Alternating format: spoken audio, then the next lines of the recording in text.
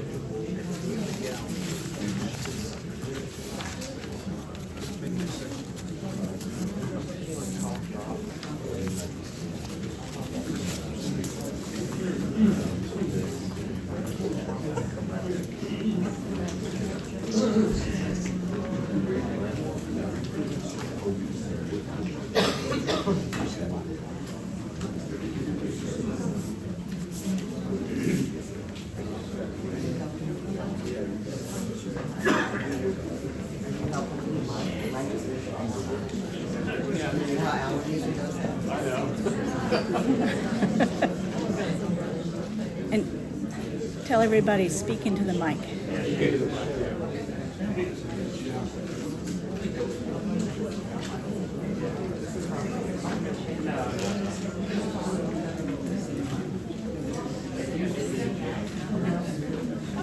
It's hot. It's hot.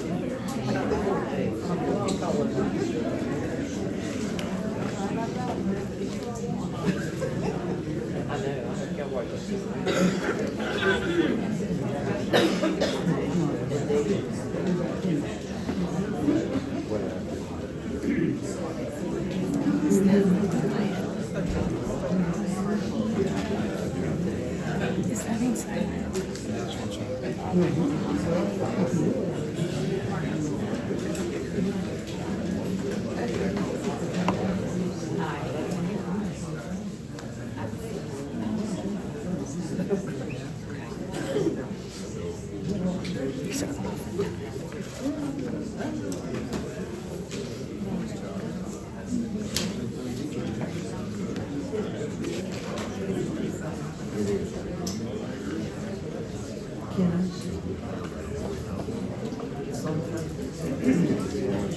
Can you tell me who proceeds?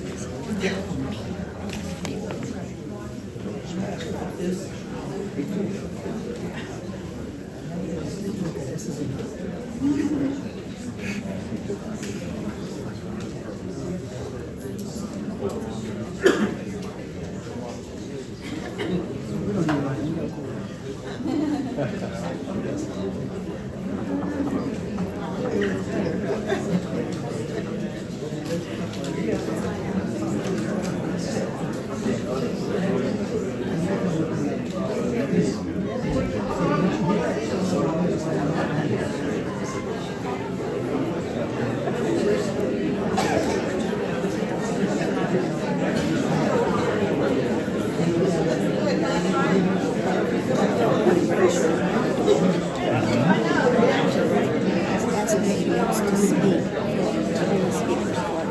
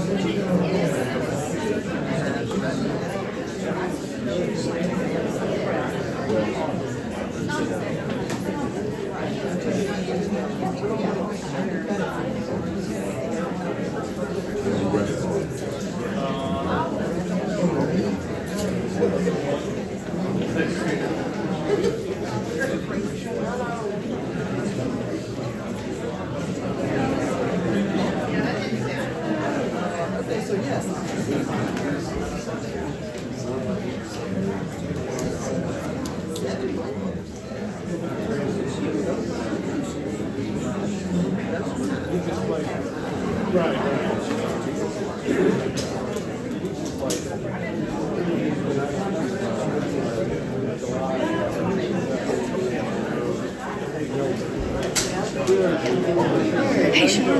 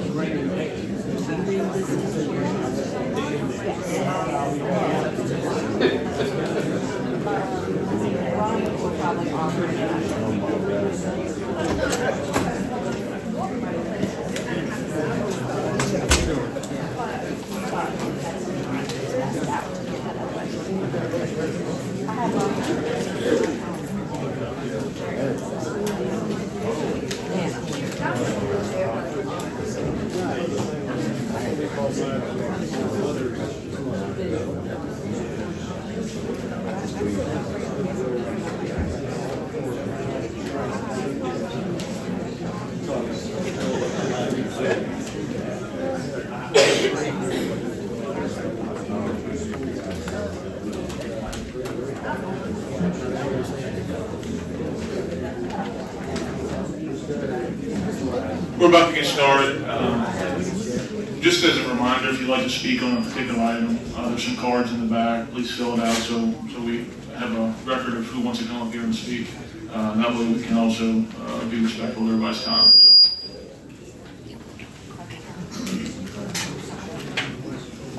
Let's feedback on those mics.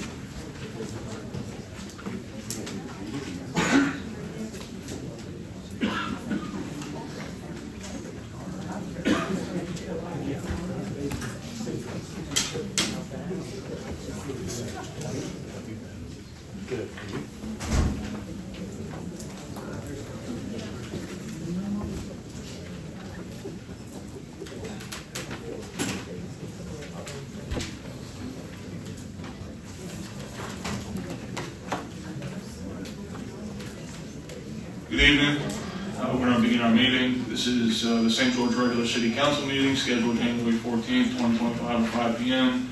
St. George City Hall, 14100 Airline Highway, St. George, Louisiana. I will call this meeting to order. And as always, we will open up with the Pledge of Allegiance.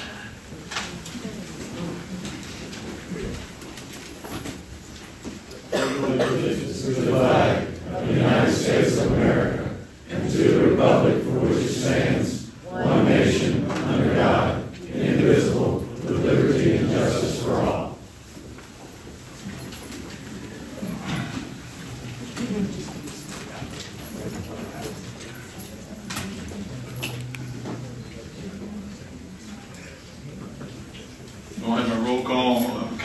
Monticello. Here. Councilwoman Cook. Here. Councilman Himmel. Here. Councilman Edmonds. Here. Councilman Heck. Here. All members are here. We do have a quorum. Next item on preliminary business is approval of the minutes of the December 10th, 2024 council meeting. Councilman, do I have a motion to approve that? I'll make a motion to approve. Motion to approve the minutes by Himmel, Second. second by Councilwoman Cook. We got, does anybody know how to fix that? Any opposition to that? I'm hearing none. The minutes are approved. Next item, preliminary business, is the IBTS report through December 31st, 2024.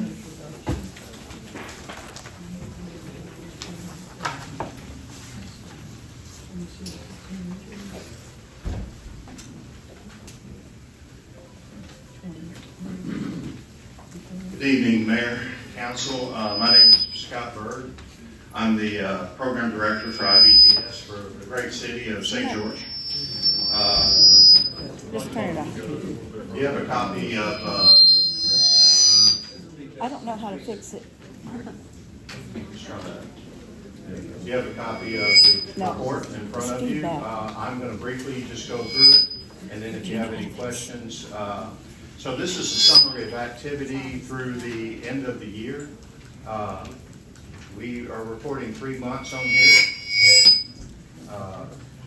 Activity, as you might expect, increased each month.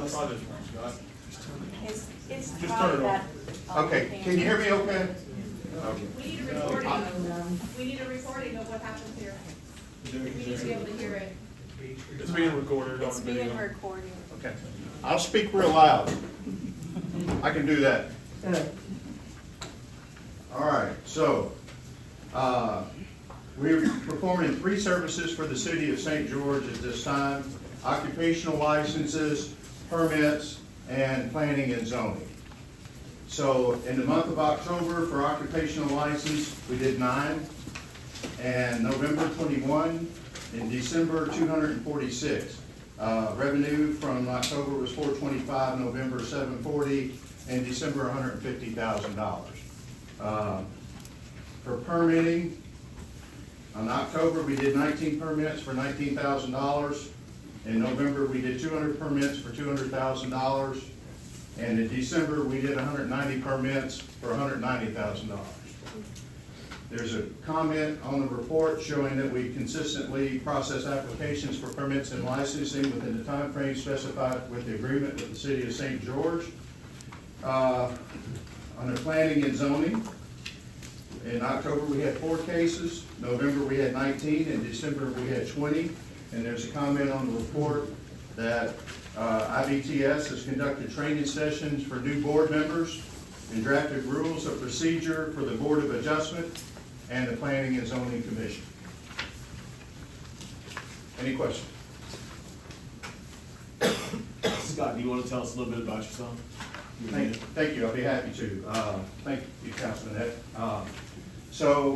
My name's Scott Bird. I was the Chief Administrative Officer for the City of Gonzales for 7 years under Mayor Arsenault.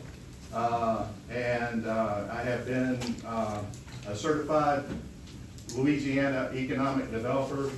My background is in finance, sales and marketing and administration. I have been in administration basically all my life since I was 18 years old. And it's my honor to be able to serve the citizens of St. George through IBTS. I think that it is my staff, I want to say, even though we're relatively new, I think you would be impressed if you come by. Everybody's welcome to come by and visit us. We're on Perkins Road, over there by the fire department. And we have an outstanding staff. They're all, like me, fairly new, but they are doing a fantastic job, and we welcome anybody to come by and pay us a visit. Anything else? Thank y'all. Thank you. Appreciate it.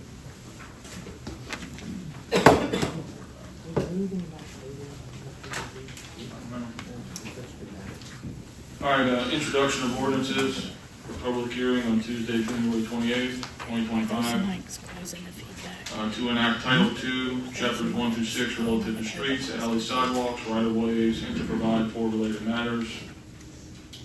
Second item for introduction, to enact Title IX, Chapter 1, Section 5, to provide relative to occupational license tax for veteran-owned business and to provide for related matters. Third item under introductions are to levy the 2% sales and use tax upon sale at retail, use, lease, or rental, consumption, and storage for use or consumption of tangible personal property, and upon the sale of services, and for the assessment, collection, payment thereof, and dedication of proceeds and purposes for which proceeds may be expended, as authorized at the December 7th, 2024 election, and to provide for related matters. That's the end of our introductions. We have a few zoning cases here for public hearing that we're introducing for public hearing on January 28th. First one is CU 24-02, a conditional use permit, 10051 Seagan Lane. It's an ordinance to grant a conditional use permit for construction and operation of a new building and additional parking on 3.13 acres in rural A2 and A2.10 lot line residential with an existing religious institution. Number 2 is Z24-02R and C2 to HC1 or HC2, which is 16251 Perkins Road. An ordinance to rezone a 6.81 acre parcel from R rural and C2 heavy commercial to HC1 heavy commercial 1 for construction and maintenance of new commercial buildings.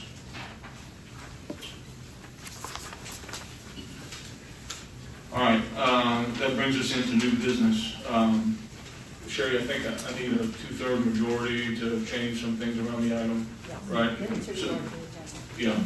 So I'm imagining that most people here are for item number 6 on new business. So to be respectful of people's time and to make sure everybody has an opportunity to speak, that chooses to speak on this, I ask the council to move item 6 under new business to item 1 under new business.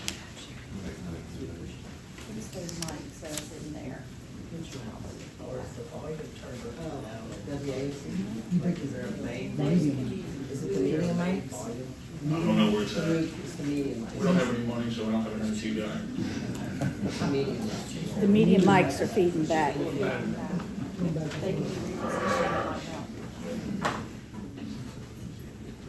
All right, so I have a motion by Councilman Himmel to move item 6 to item 1.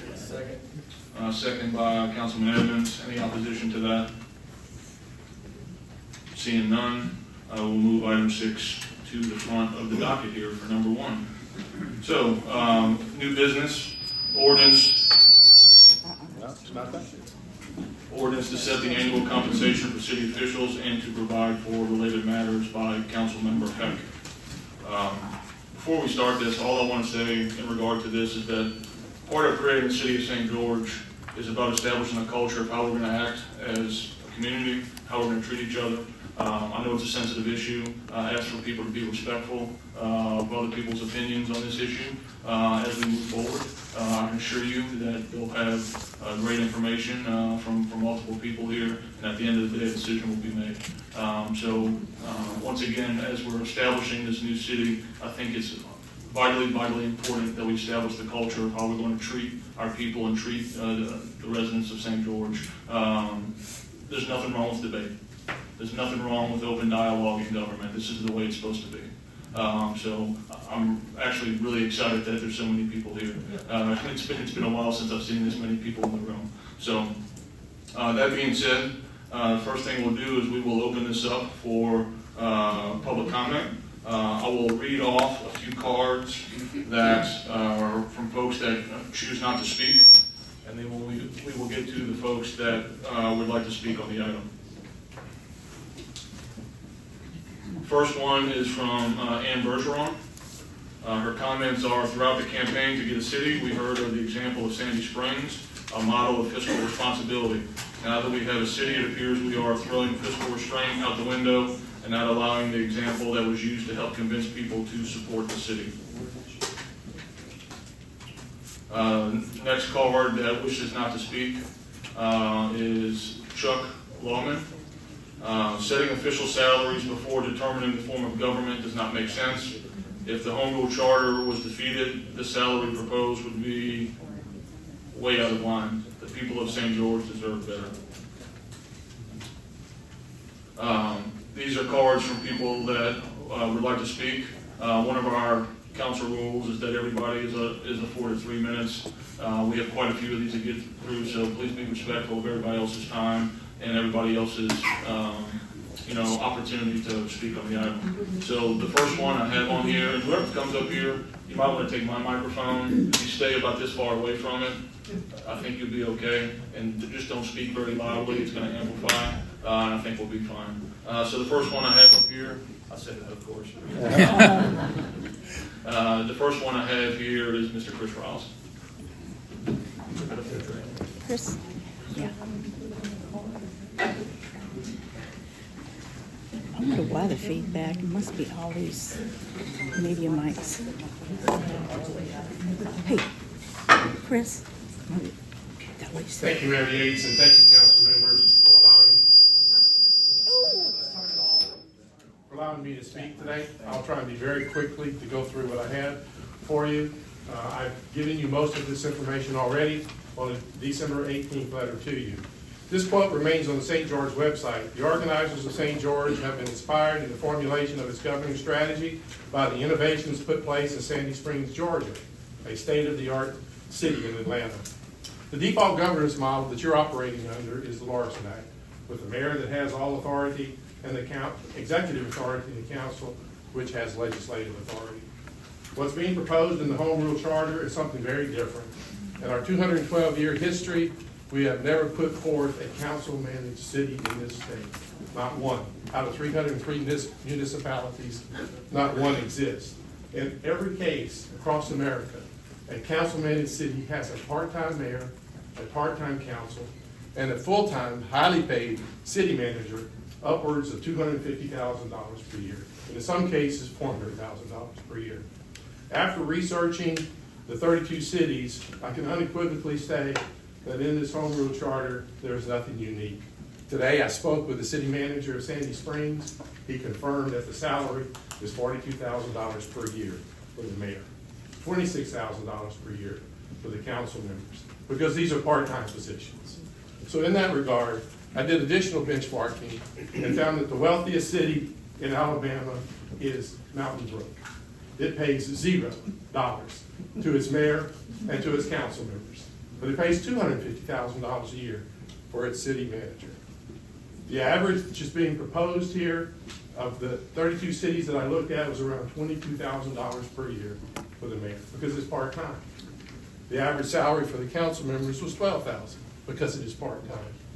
The highest city in this nation for a council-managed city is Dallas. It pays $80,000 a year for its mayor. It's a $5 billion budget, 15,000 employees, and 1.3 million people. What's being proposed at $175,000 would be the highest council-managed city in America.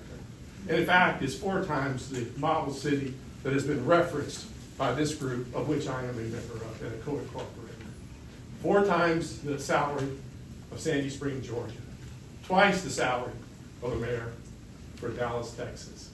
Benchmarking is true. I stand by this data because it is what it is. I looked at all of the code of ordinances, public records requests, so I stand by it.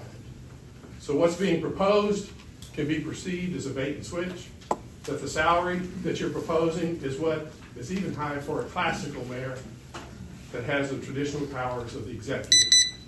In that regard, let me be real brief, is that it doesn't meet the model. And in fact, what I would tell you is it invites a defeat of the Home Rule Charter that comes up in March of this year. So having said that, my recommendation, if we're going to move forward in using Sandy Springs as its model, then use the salary of the model. $42,000 per year, $26,000 for the council members. The $44,000 being proposed for the council members is more than 2,000 employees in the city parish on a full-time basis. These are exorbitant, they're high. There are 2 philosophies in play. One is for compensation that you get what you pay for. That's one philosophy. But Sandy Spring's philosophy is public service is just about that, service. I encourage you to adopt fully the Sandy Springs model for compensation of its officers. Thank you for this time. Thank you, Chris.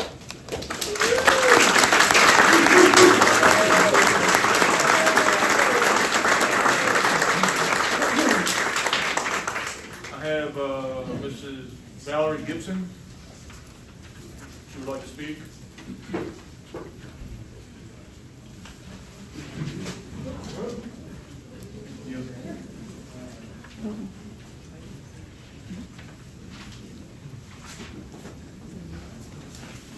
It's okay. That's Billy.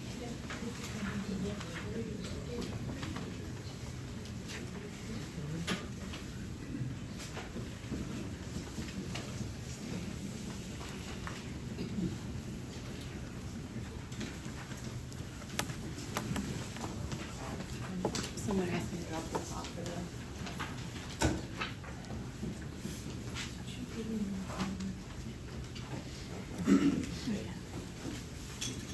The same name. Valerie Gibson. Oh, Springwater Drive, do I have to give the number? You good? Okay.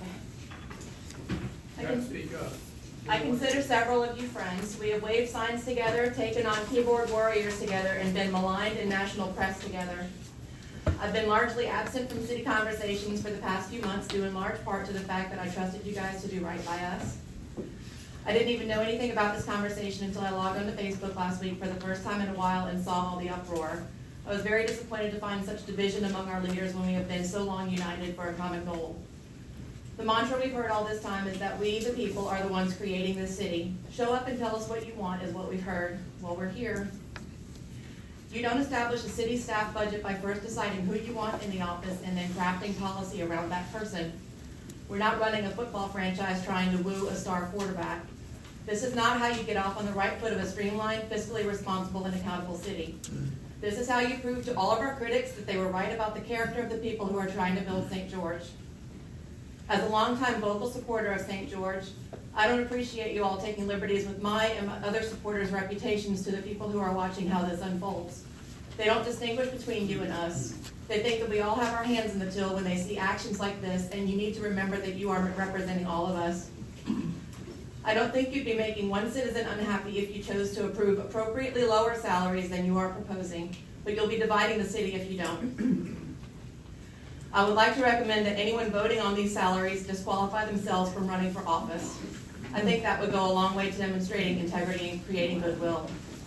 For the last decade, we have trusted the expertise of Chris Riles, without which I think it is indisputable that we would not have won this battle. Now, all of a sudden, his numbers can't be trusted, and he's being maligned as though he somehow wants to ruin the city that he just personally fought years in court to win. I would like to see all the council's research that went into recommending these salaries, including evidence that Chris's numbers are inaccurate. One final note regarding accountability in these meetings. I understand there were some issues with the video recording from the last transition district meeting. I know y'all are separate, but there were pertinent conversations held then. I've already offered my assistance in behind-the-scenes tasks, and again offer my help with making sure that the videos are recorded and made available to the public as they should be, and I will do that for free. Thank you, Valerie.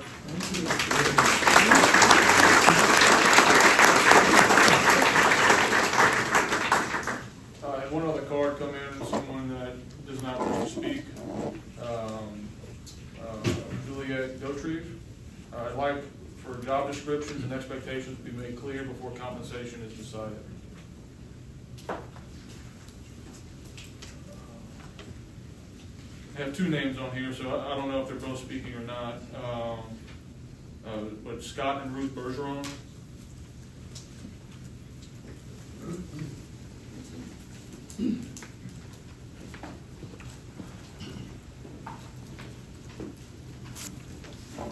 Good evening, everyone. Thank you for all your service to our community. I like the last speaker, strongly for St. George. We were here all along for St. George, and would like to continue in a positive manner, but this feels like we've turned towards something very negative. I would suggest that if you're going to move forward with these salaries, if you're running for office, you make a pledge. Don't take your salary. There's only 2 weeks left before qualifying ends or so. It's unfair for other candidates that may be interested in this job if they thought there was such a good pay. So I suggest that defer this issue or put it at something much more reasonable. Thank you very much. We appreciate your service. Thank you.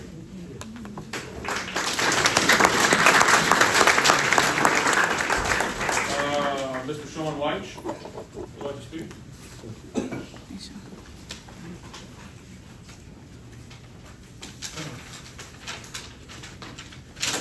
Good afternoon.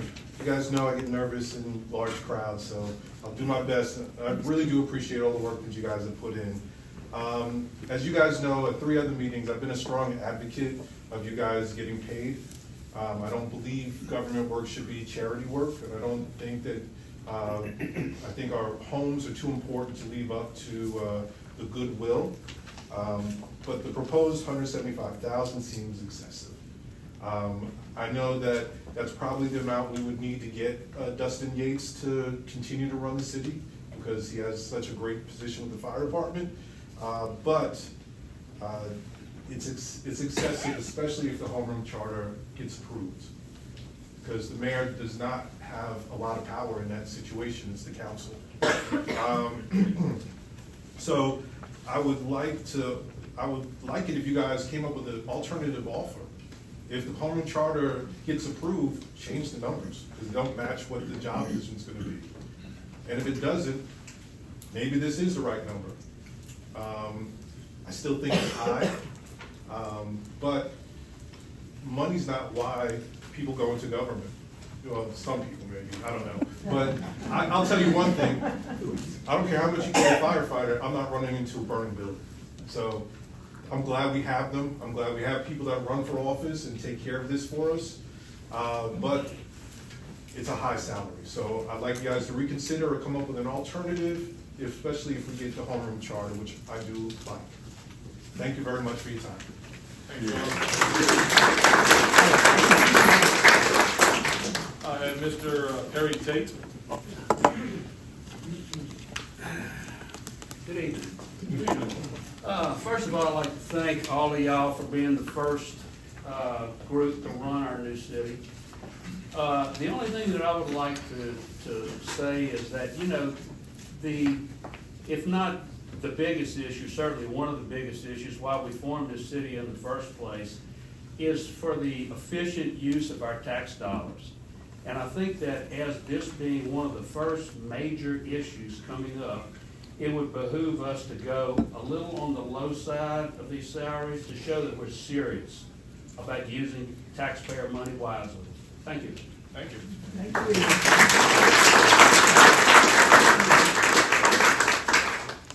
Ms. Leslie Davis, I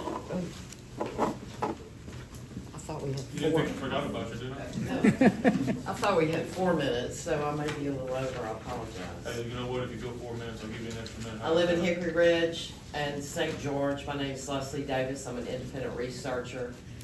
Let me be clear, first of all, I'm not being paid, nor have I ever been paid by anyone to attend meetings or provide any personal research regarding St. George or East Methodist Parish. I'm here to discuss my opposition, as I did at the December Transition District meeting.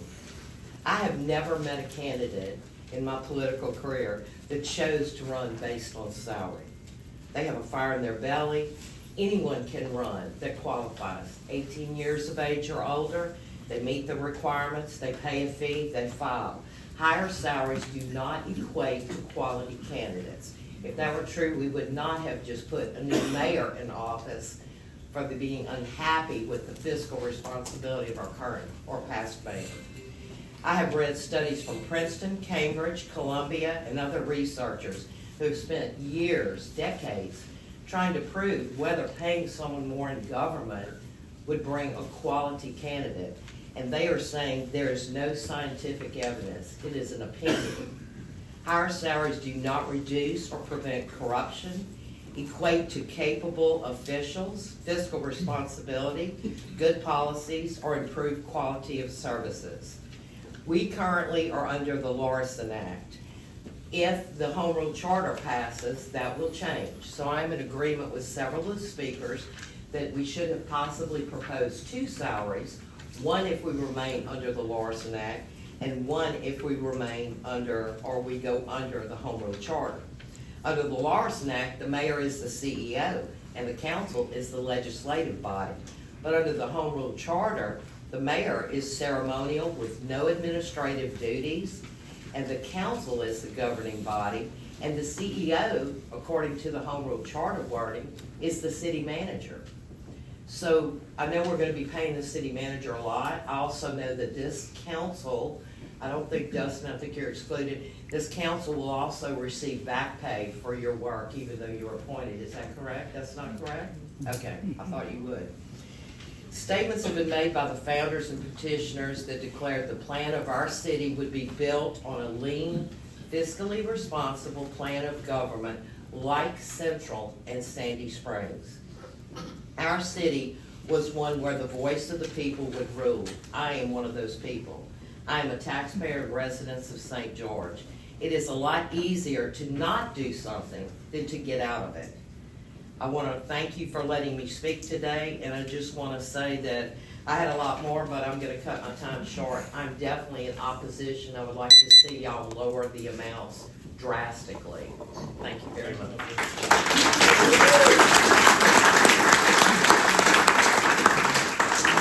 Have Mr. Frank Cope? Cope. Cope, I said it right?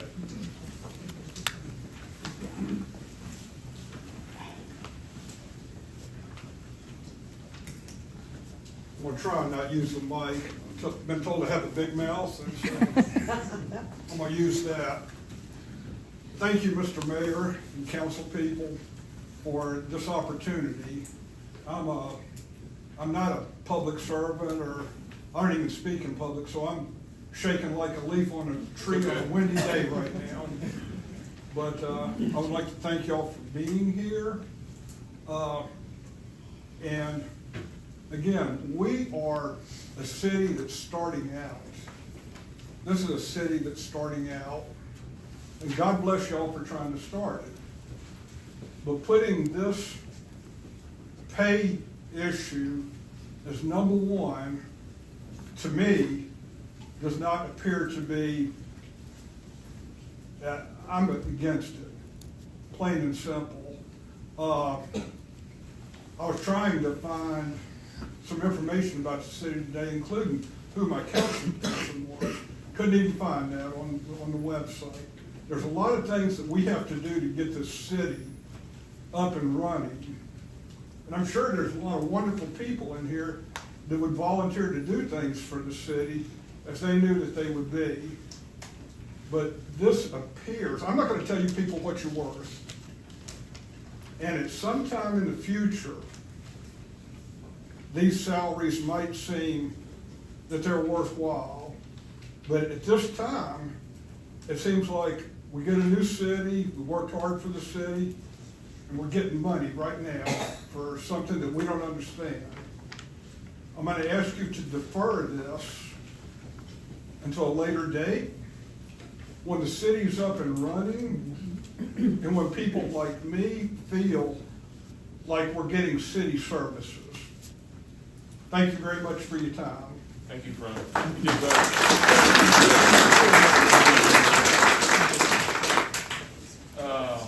All I have is Dustin. It's not me. I didn't put a card in. Okay, there you go. Dustin, you got a last name? Bowie. Bowie? Yep. All right. Dustin Bowie. I don't have much more to say than what everybody said. Okay. Really, I think we just need to look at going low, and we can always talk in a year and bump it up. I think we all know government's good at raising but never lowering. So I think it's a lot easier to come back to the people and say, this is the work we do. We've been doing this for a year. We think we should have an adjustment in pay to compensate us for our time and efforts. And you are doing work. You should be compensated. How much? I don't know. I don't think y'all truly know, because y'all haven't been in the job long enough to see how much it takes out of you. So I think we revisit in a year, maybe it goes up, maybe it stays the same. Thank y'all for what y'all do. It's gonna be rough, and we're here for y'all. Thank you. Thank you.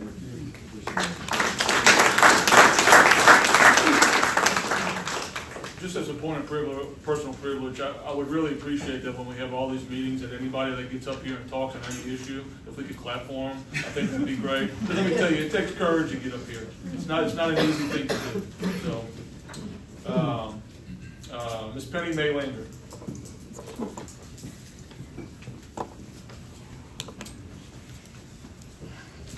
Hello, everyone. Penny Mae Landry. I am a resident of Baton Rouge, the city of Baton Rouge.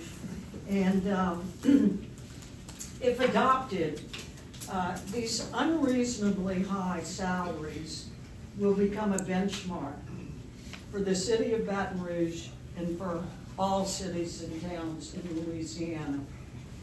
As a new city, I hope that St. George realizes this and reconsiders these exorbitant salaries in order that you, as a new city, will be seen as a model for fiscal conservatism across Louisiana. This sets a benchmark which taxpayers will be forced to deal with in their towns and municipalities. It's high. It does not show good faith from a new city as being fiscally conservative. I miss being in St. George by a half a mile.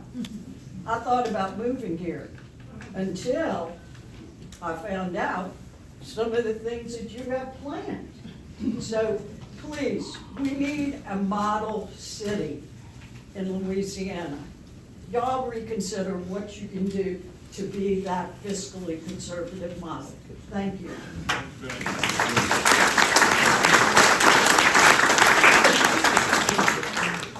Mr. David Matafari.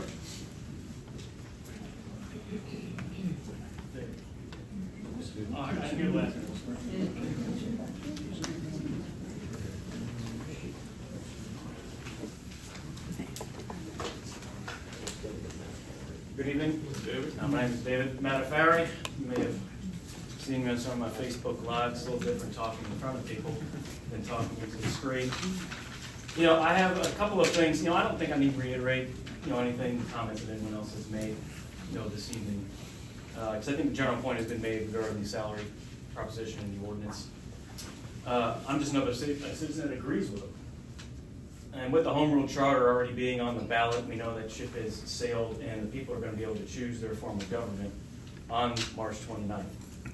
But what I want to say is, like this issue with the salaries, isn't that really hard to dissect for the general populace? In my opinion, I don't think we should even be talking about these salaries until we know which form of government we have. Because I think that would be the more prudent thing to do. And if I was to make a suggestion, I think some of these items that, if we're talking about salaries, before we get some of the, let's get some wins for the city first. Let's get the money starting to come in. Let's get our first council elected.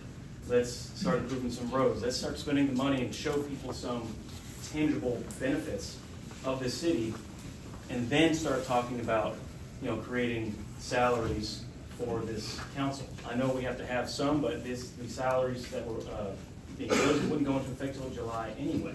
There's plenty of time to talk about this. And from social media, there is a lot of skepticism among the citizenry. I don't know how many people here, I post a lot of stuff. There's a lot of people that post about what's going on. And it has sown a lot of really distrust among this current council and board that we're talking right now. And we don't want that. We want the people to be involved in this. And so I think, just like everybody else, we need to I'm asking you to either shelve this conversation to a later date, or at least agree to create the either-or situation for when the election occurs on March 29th. Make the salaries commensurate with the form of government that we have. And the numbers that are proposed by Chris and some others, I believe that those are reasonable. What we're asking as citizens is that we get it right the first time, because it seems like we're trying to put the cart before the horse.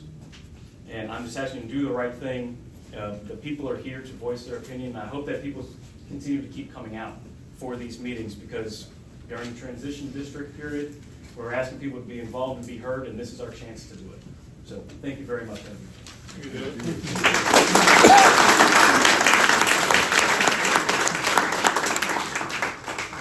One on the card does not wish to speak, Eileen Stradley.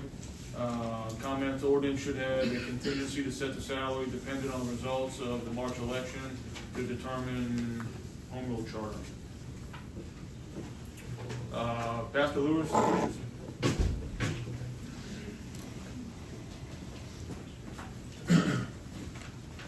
Good evening, guys. I've had an opportunity to speak privately with Dustin. Thank you for the opportunity to speak to you guys collectively tonight. I do want to express some concern about the proposed salaries for the mayor and council members under the governance model that has been proposed in the home rule charter. From the beginning, the vision for the city of St. George was one of limited government and fiscal responsibility, inspired by the successful models of cities like Sandy Springs, Georgia. The organizers pledged to operate our city with minimal city employees and to rely on public-private partnerships to reduce long-term cost. However, the proposed salaries, $175,000 for the mayor and $44,000 for each council member, seem to me to contradict those principles and are out of line with comparable cities operating under a council-managed governance model. For example, Sandy Springs, the model city we pledged to emulate. The mayor earns $42,000 and the council members each earn $26,000.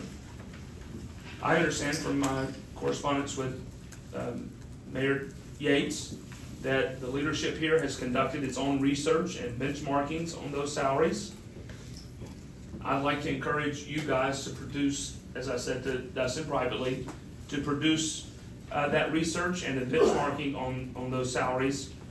Thus far, at least from social media, that's my only engagement. I've not been able to see that data.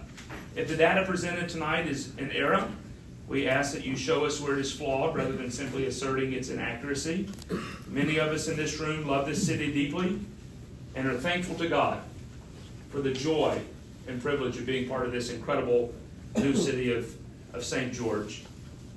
We love this city deeply, and many of us dedicated countless hours to its formation, driven by the hope that St. George would operate with fiscal responsibility, and I believe that you guys are operating with the same desire.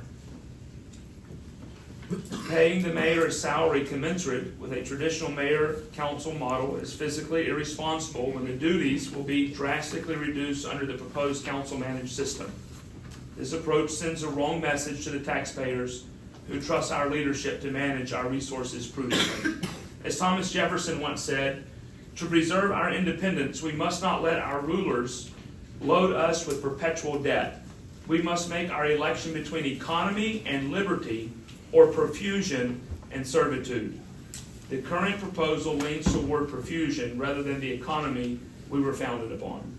James Madison warned that public servants must act with the utmost regard for public trust and financial stewardship when he wrote, quote, "The aim of every political constitution is, or ought to be, first to obtain for rulers men who possess most wisdom to discern and most virtue to pursue the common good of the society." I urge you to honor these principles. I also firmly believe that each of you affirm these principles, and I have the utmost respect for each member of this council and for our interim mayor, Dustin Yates, and I trust your commitment to our shared vision. Thank you, guys.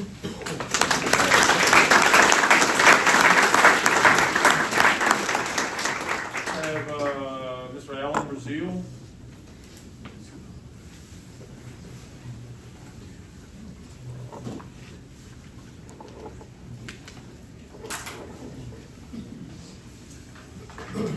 Good evening. Good evening.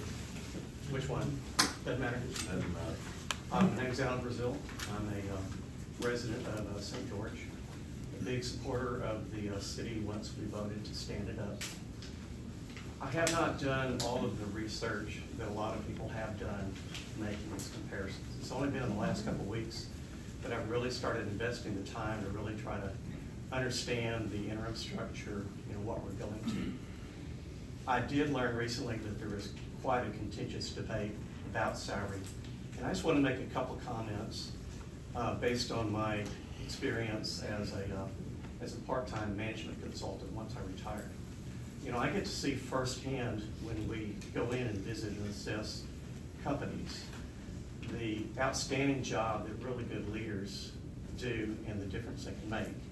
And at the same time, see the impact from people that at times are not committed or simply not qualified and competent. So I really don't know enough to have a hard opinion yet on the salaries, but what I can say is I served for 3 years on a property owners association, including 2 years as president. And I know that any type of elected position serving your community can be thankless. It can require a lot of work, but that extra work quite often makes a difference. So I do very much believe that there needs to be some compensation. Can't tell you how much that is. And I do think that's important in the final analysis to try to attract some folks and show some appreciation for the work and effort that we do want them to put into it. Thank you. Thank you, Alan.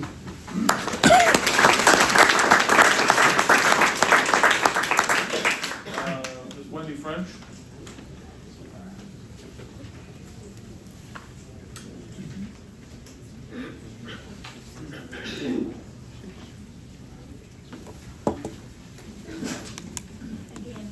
Thank you guys for allowing us to have this opportunity to weigh in on this subject. Can you hear me? We got you. Okay. Mike? No, listen. You want help her? Push it away, push it away, push it away. First of all, thank y'all for giving me the opportunity to speak on this. I, like Mr. Brazil, I'm a little bit nebulous on my take on some of this. I understand that most of the comments are about the salaries and them going to vote at the same time as the homeroom charter. I would like to bring up a few things for consideration about the homeroom charter, about the council. I know that we're coming off of the separation from the city with a very strong opinionated mayor over the St. George initiative, and it might appear to want to be on a council-driven management style. But I would like to not weigh in on an against of the homeroom charter, but to explain for consideration that we are in an area that has a lot of hurricanes and a lot of natural disasters. My advocacy for St. George was the infrastructure issue and the rising population. 80,000 residents in the residence boundary of St. George defies the definition of rural. In my opinion, St. George needed to incorporate because it no longer met the definition of a rural designated area. It needed to be incorporated by the city, or it needed to incorporate itself to handle the infrastructure issues. Dustin is a great mayor. I know him personally, and I know him in times of disasters. And I agree that we have to use our city staff to resolve issues in times of crisis to manage. An executive management command structure is really important then, as opposed to having 7 or 8 people that have to come to consensus to respond appropriately in the infrastructure world.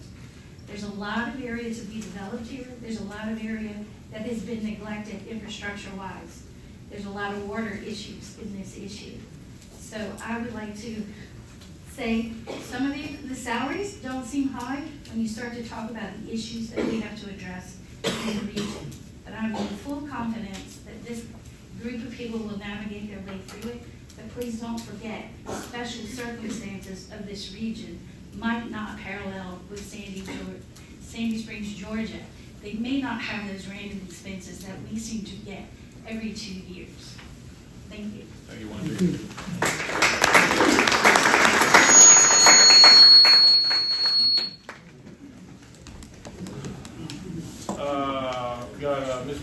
Josh Hoffbauer.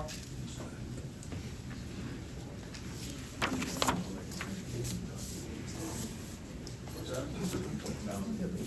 Yeah, no doubt.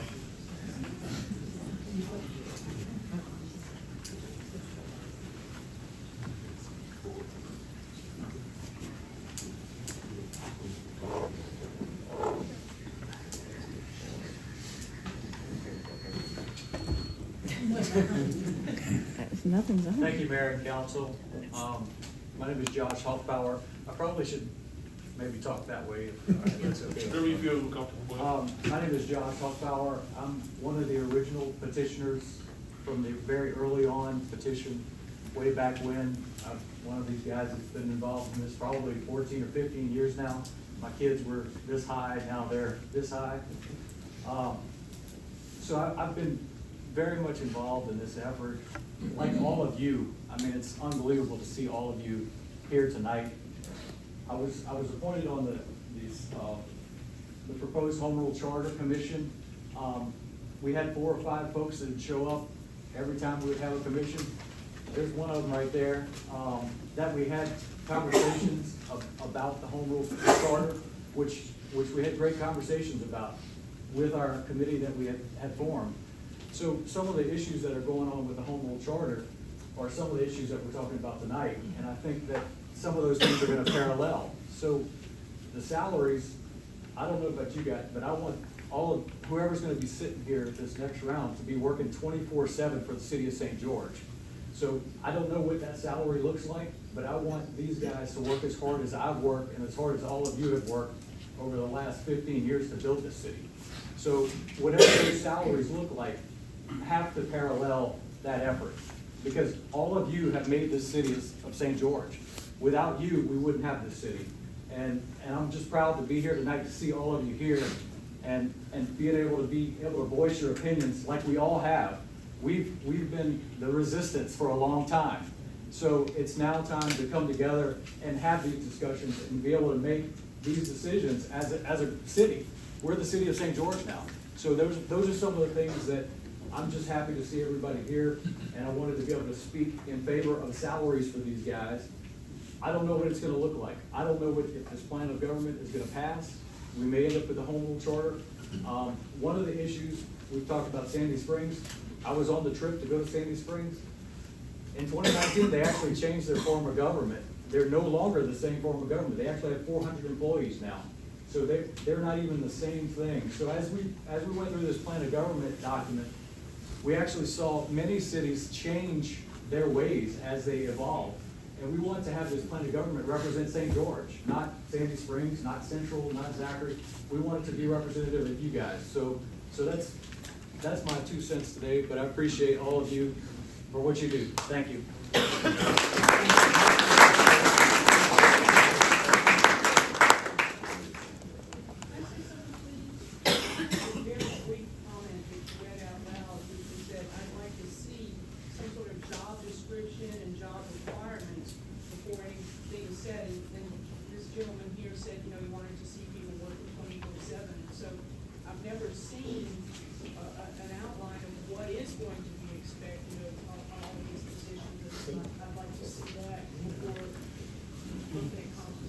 Okay, fair enough, thank you. Next card is Jerry Tarleton.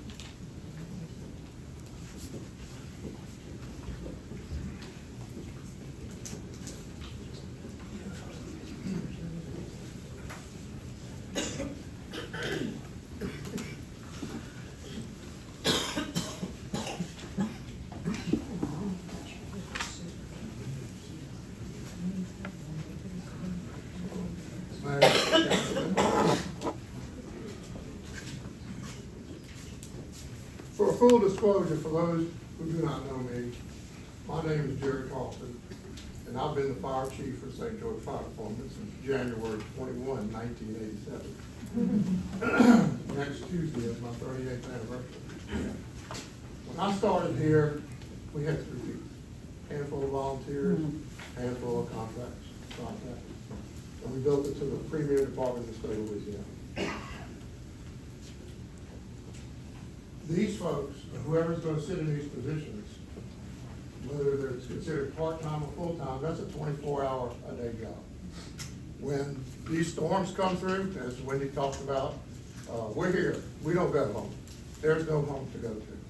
I sleep in my office. The last storm, I was here for 4 days. And it doesn't stop after the storm passes by. We still have stuff to do.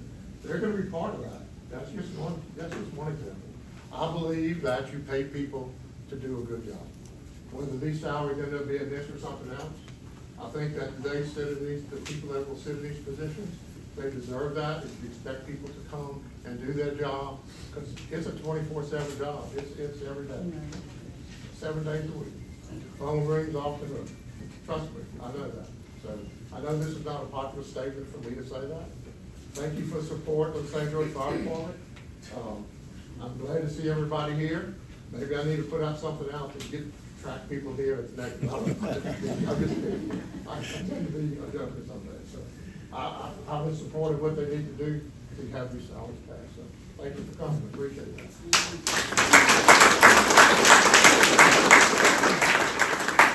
I didn't think I was going to get any applause. We already passed that today. That's the only thing we agreed on so far, so we got to clap when everybody talks. Mr. Norman Browning?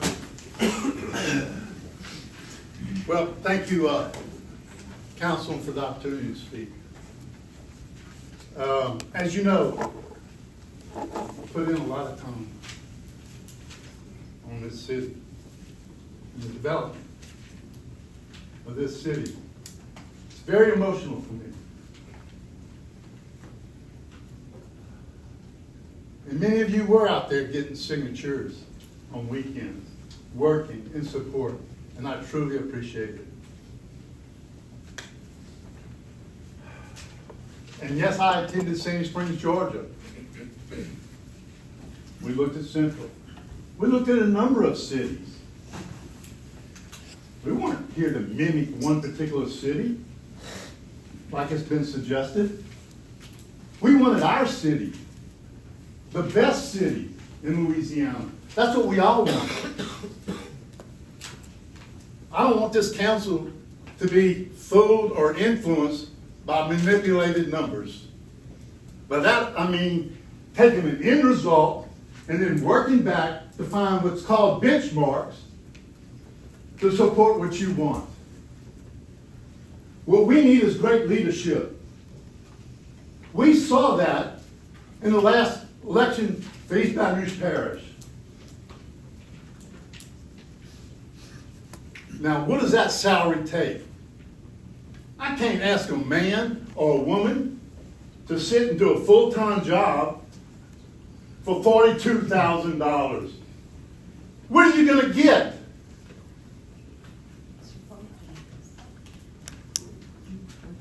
Now, I'm not saying it's $175,000, but it darn sure isn't $42,000. I'm not going to ask these people to give their full-time for $12,000 a year. Look, let me tell you something. We did promise you proper physical manipulation or whatever. Okay, not manipulation, but help me, Kenny. Accountability. Yes. And let me give you a perfect example of that. A perfect example of that is go look at Baton Rouge. Oh, you think they're getting what? 12,000? No. After they get different stipulations and other fees, it's up to 36,000. Guess what? They spend over $100,000 a year for each council's department. They're not going to get that here. We're going to ask them for $40,000, but they're going to work full-time, and there'll be one or maybe two assistants helping each of them. But they're going to be doing it. That's physical responsibility. So what we wanted to manipulate, or not to copy, what we wanted to copy was a public-private contract. That's where we get our savings. That's where we're going to get best performance. Because now will have a city manager doing the day-to-day operations, that mayor's position will not be ceremonial. That mayor still has a responsibility to lead the council. That mayor still has a responsibility to work with other mayors in our community, the surrounding areas, to work on economical development. That's what we want from a mayor, to bring new business in, to make us better, not worrying about the potholes on a day-to-day basis. What he will do is go, hey, city manager, seen a lot of potholes, buddy. What are you doing about that? That's leadership. We need a leader. And I don't know what kind of leader I'm going to get for $42,000. See, I want my mayor to be our city salesman. Any great salesman you guys know making $42,000 a year, $50,000 a year? No. Dustin's already shown what a good leadership type mayor can do for us and what he's already developed and what he's done. I want to continue that. Now, I may not agree 100% with the proposed salaries, but I can promise you, I want to do it right now. To say that we can grow into it, hey, let's wait. Let's wait and see what it looks like. Heck no, let's get it done right. I didn't give 15 years to wait and see. To build into my city. Heck no, I want to hit the ground running, and I want to put the right people in leadership. Thank you, Council.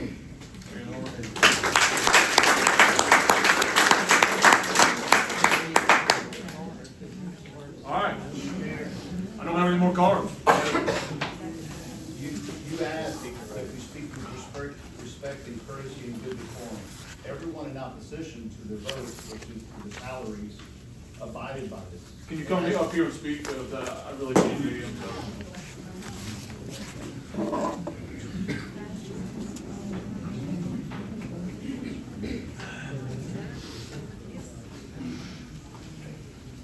Council, thank you very much. My name is Maurice Velasquez. You asked us that we speak with decorum and civility and courtesy. Mike? Just turn to them. You can try. The mayor asked us that we all speak with respect and courtesy and decorum. He specifically asked us that we respect the opposition of those that did not agree with us, that we might protect the culture and the spirit of the new city that we abide in and that we work so hard to build. Mr. Mayor, I propose to you that the last speaker did not do that.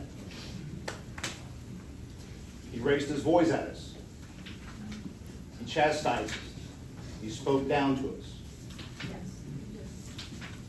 That did not abide by your request, Mayor. The numbers on this are wrong. I'm afraid that the last speaker has shown that the spirit behind this is also wrong.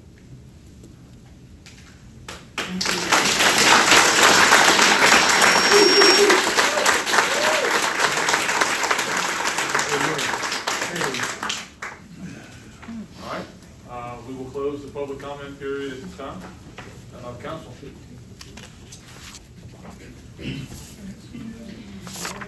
Hello, I would like to address most of what was said tonight.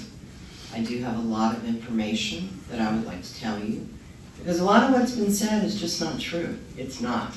And I know this because I have been involved with this for 13 years, I think, through both petition drives. So let me start off by saying, putting salaries in place for our incoming officials is part of our duties as interim council.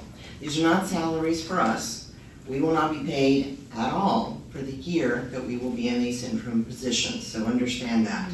This is for the mayor, chief of police, and council members who will be elected on March 29, 2025 and will take office July 1, 2025. Qualifying for the March election starts January 29. We need to have salaries in place prior to qualifying so that any St. George resident who is interested in these positions and meets the qualifications can run knowing in advance what the positions pay. That's the right thing to do. Now, I'm going to address Sandy Springs as well, because I think there's a lot of confusion about that. As we said, a lot of our, several of our founding members went to Sandy Springs, looked at it. This is probably 12 or 13 years ago. They liked the fact that they contracted the majority of their employees with these public-private partnerships. You save a lot of money if you don't have to pay retirement benefits, and you save a lot of the overhead. Well, they have moved away from that. They started moving away from that in 2019. They now have over 400 employees. They have 3 city managers. Their budget for next year is $1.1 million just for the city manager budget. That's also a line under their budget.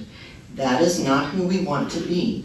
That is no longer our model. We have moved away from that. We are St. George. We are building this for St. George. They looked at that. It was good at the time. They looked at Central school system. What do we like about Central? A great school system. But things have evolved over years, and that's the beauty of a government. People get to pick what they want in their government. That's the beauty of a charter. You put a charter in place so that it cannot be changed without a vote of the people. You don't have councils and mayors who come in and say, I think I'll change this.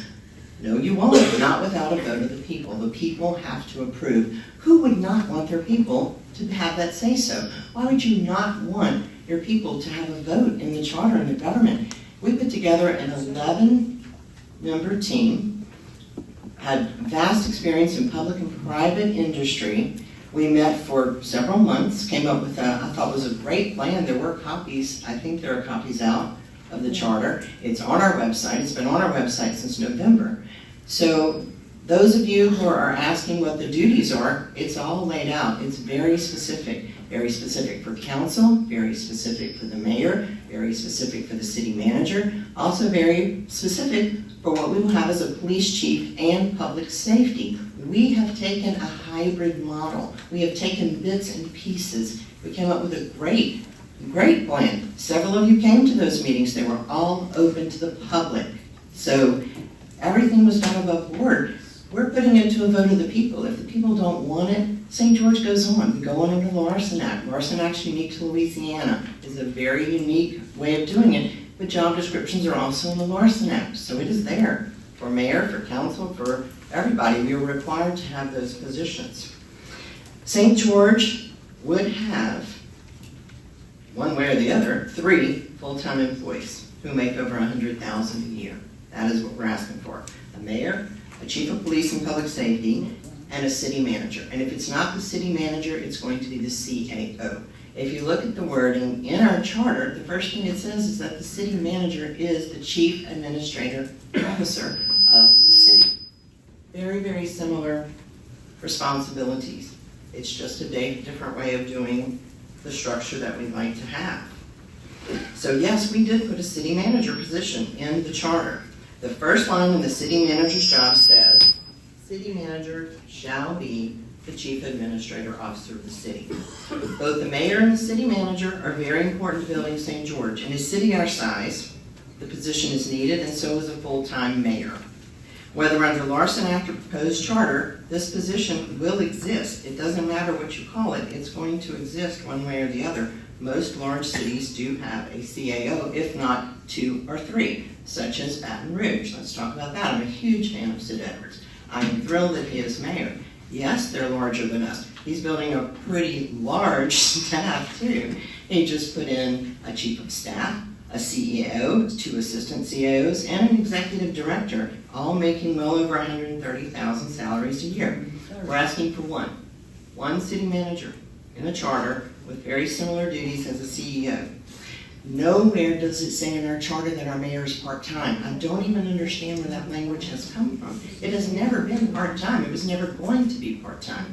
Larson Act's full-time. The charter is full-time. It specifically says in the charter, the mayor is a full-time position. It's not part-time.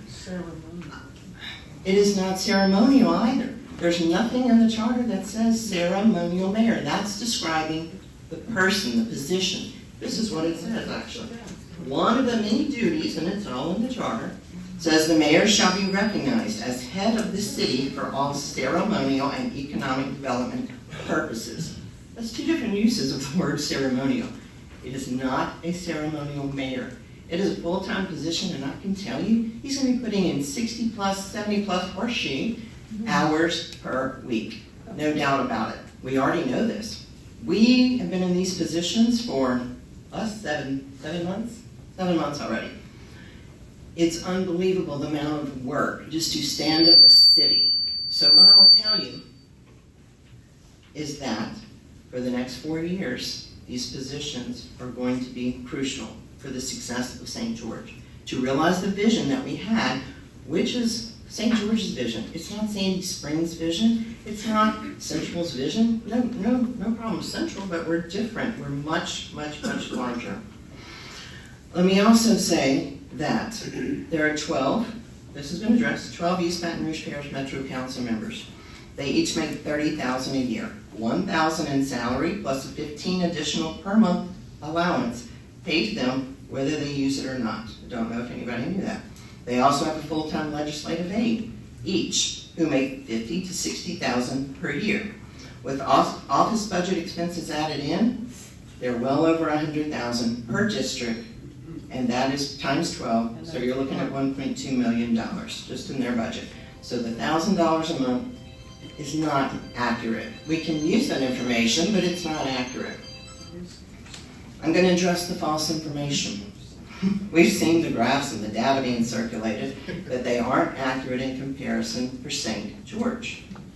Those charters show home rule charter cities in other states with part-time mayors.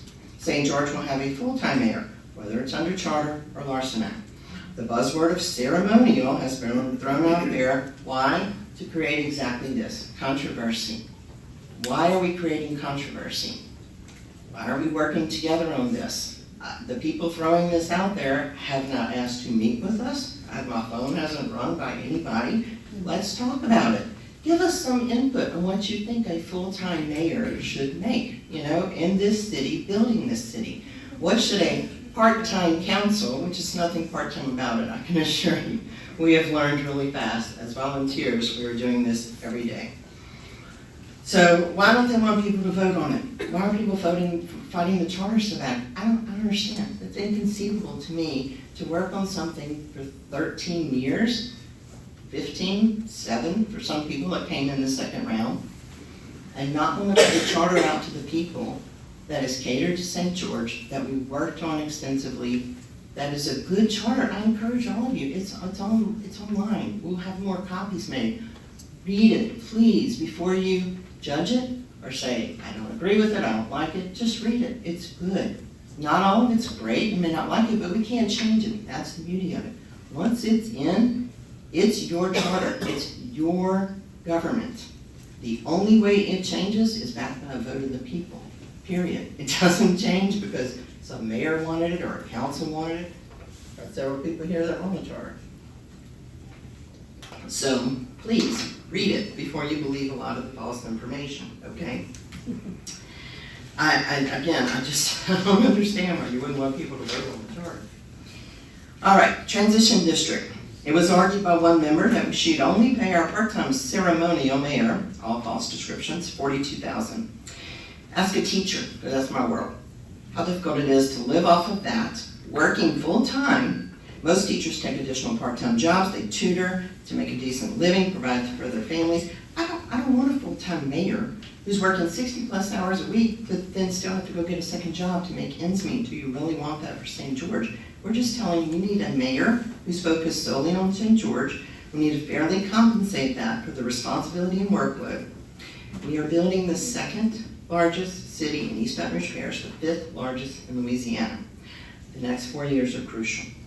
We also should not limit our pool of mayor candidates only to those who are wealthy enough to be able to live off $42,000 or retire and have some other source of income. Nothing wrong with that, but that's about the only people that can say, sure, I can do this full-time for that amount. It just doesn't work. If it works for the mayor in Sandy Springs, that's great, because he's got 3 CAO city managers doing the work for $1.1 million. I mean, that's their form of government, and that's their choice. That's the way we'd like for it to be for us. So what I'll say to you is that in reality, this isn't part-time. We are being classified as part-time.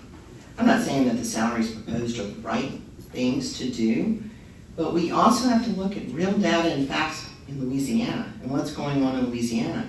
And like it or not, we are electing the new officials under the Larson Act. We are under the Larson Act. We might stay under the Larson Act. If the charter doesn't pass, we're under the Larson Act. We keep moving forward, but we can't delay this vote anymore. Trust me, we don't want to do it. We'd love for someone else to come do it. We'd love to pass this off, but we're getting to a crucial point.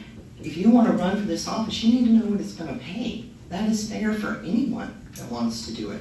And really, bring it on. Everybody that's qualified and great, and you want to build St. George, I think it's wonderful. I think it's great to see all the people here. I was the volunteer coordinator of this for a long, long time through both petition drives. We had to beg and plead to get people to do stuff and stand on corners and help us. It's hard. It is hard for volunteers because you have other lives, you have other things going on. So I thank you for being here. I want to remind people that public servants can serve people and also be fairly compensated. We want the best possible members that we can get for St. George. I'm not saying that we're it. I don't know who's going to run or not run. I have no clue. But right now, we have a job that we have to do.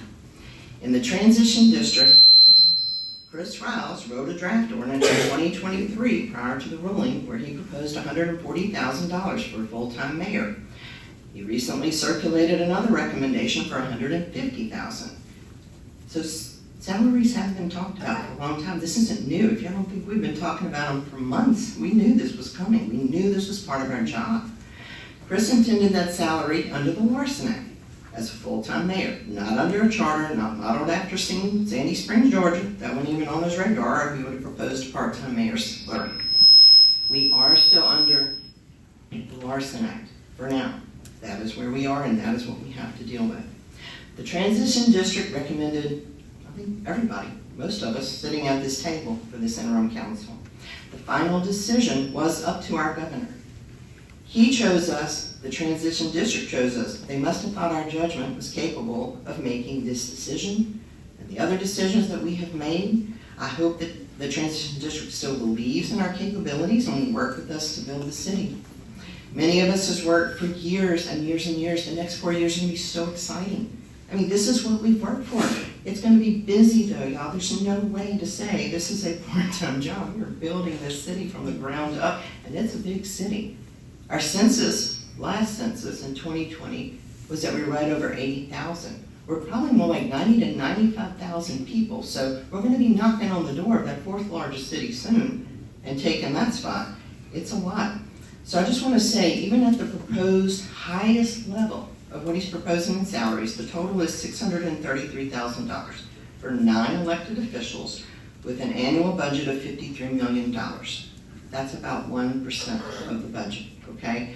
That's not being fiscally irresponsible. We are trying to set up the form of government that we said we would and contract the other workers, other than the city clerk, which we were required to have under the Larson Act, and we will continue to have one way or the other, and maybe an assistant for the mayor, maybe 2 for the council.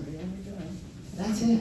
You're talking about maybe 16 employees for St. George. The rest are contracted. That's where you save the money. That's why they looked at Sandy Springs, is to contract the workers.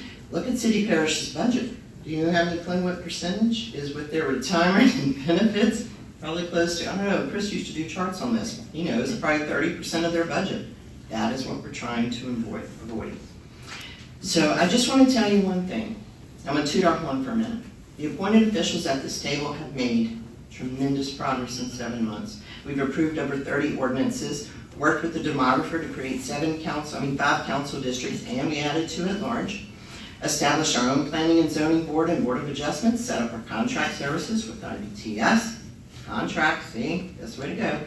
Won our sales tax transfer election with an overwhelming 79% of approval. We created an 11-member charter commission who worked together for several months to create our own proposed charter with a unique plan of government for St. George. Most people need an income to pay their bills, support their families. Devoting the amount of time and effort that's going to be needed in the next 4 years to building St. George will be very time consuming. Again, we're setting the salary for 2 full-time elected officials and 7 part-time. This is not bloated government. We feel we need to have competitive salaries in a forward-thinking, progressive city, that was used a lot too, that we're building together. So let's continue that. Let's fairly compensate. I don't know what that compensation is just yet, but we're going to come to some kind of conclusion tonight because we have to. It's our job.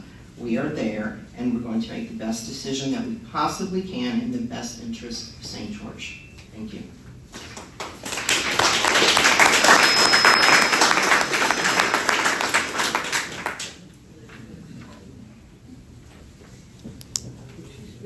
Yeah, I'll go next. I won't be as long as Patty. I hope this mic doesn't get in the way. What I want to show is some comparison data for full-time mayor salaries in Louisiana. And I don't think this has been circulated on social media. So I hope this is new to you, but I'm going to throw out a bunch of numbers, so just bear with me, okay? The outgoing parish president and mayor of Baton Rouge made $175,000 plus many other benefits, including a car, a driver, an expense account, and a security detail. The new mayor will make $195,000 with a population of 225,370 people under a home rule charter. The New Orleans mayor makes $188,370 with a population of $384,000 under a home rule charter. The Shreveport mayor, with a population of 187,601, makes $95,000 under a home rule charter. Lafayette mayor makes $170,000 with a population of 126,847 under a home rule charter. The West Monroe mayor, with a population of 13,000, makes $130,000 under a home rule charter.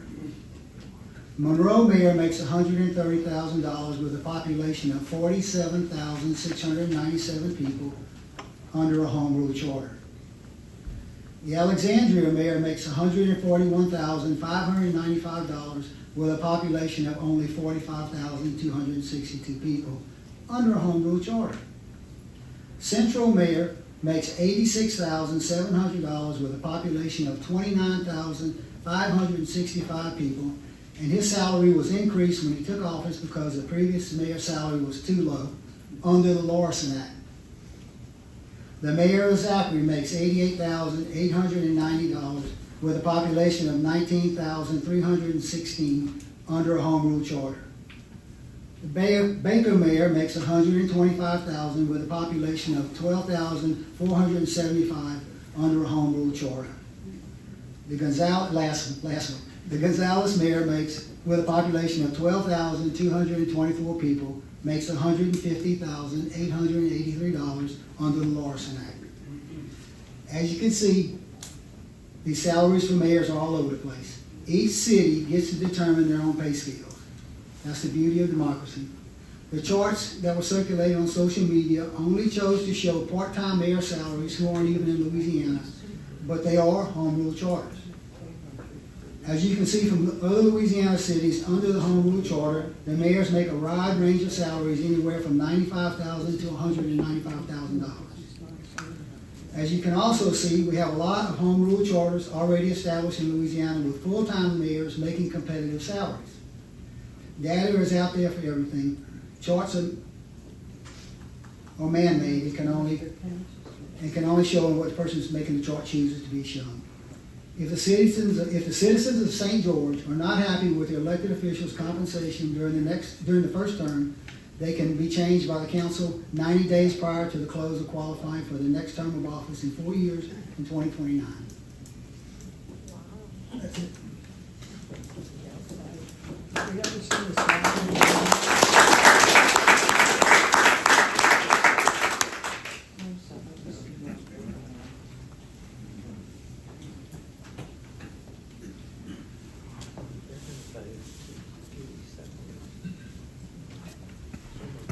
Ladies and gentlemen, we sit before you tonight, and we certainly have heard from our great community, their concerns, and we feel your concerns. Michael?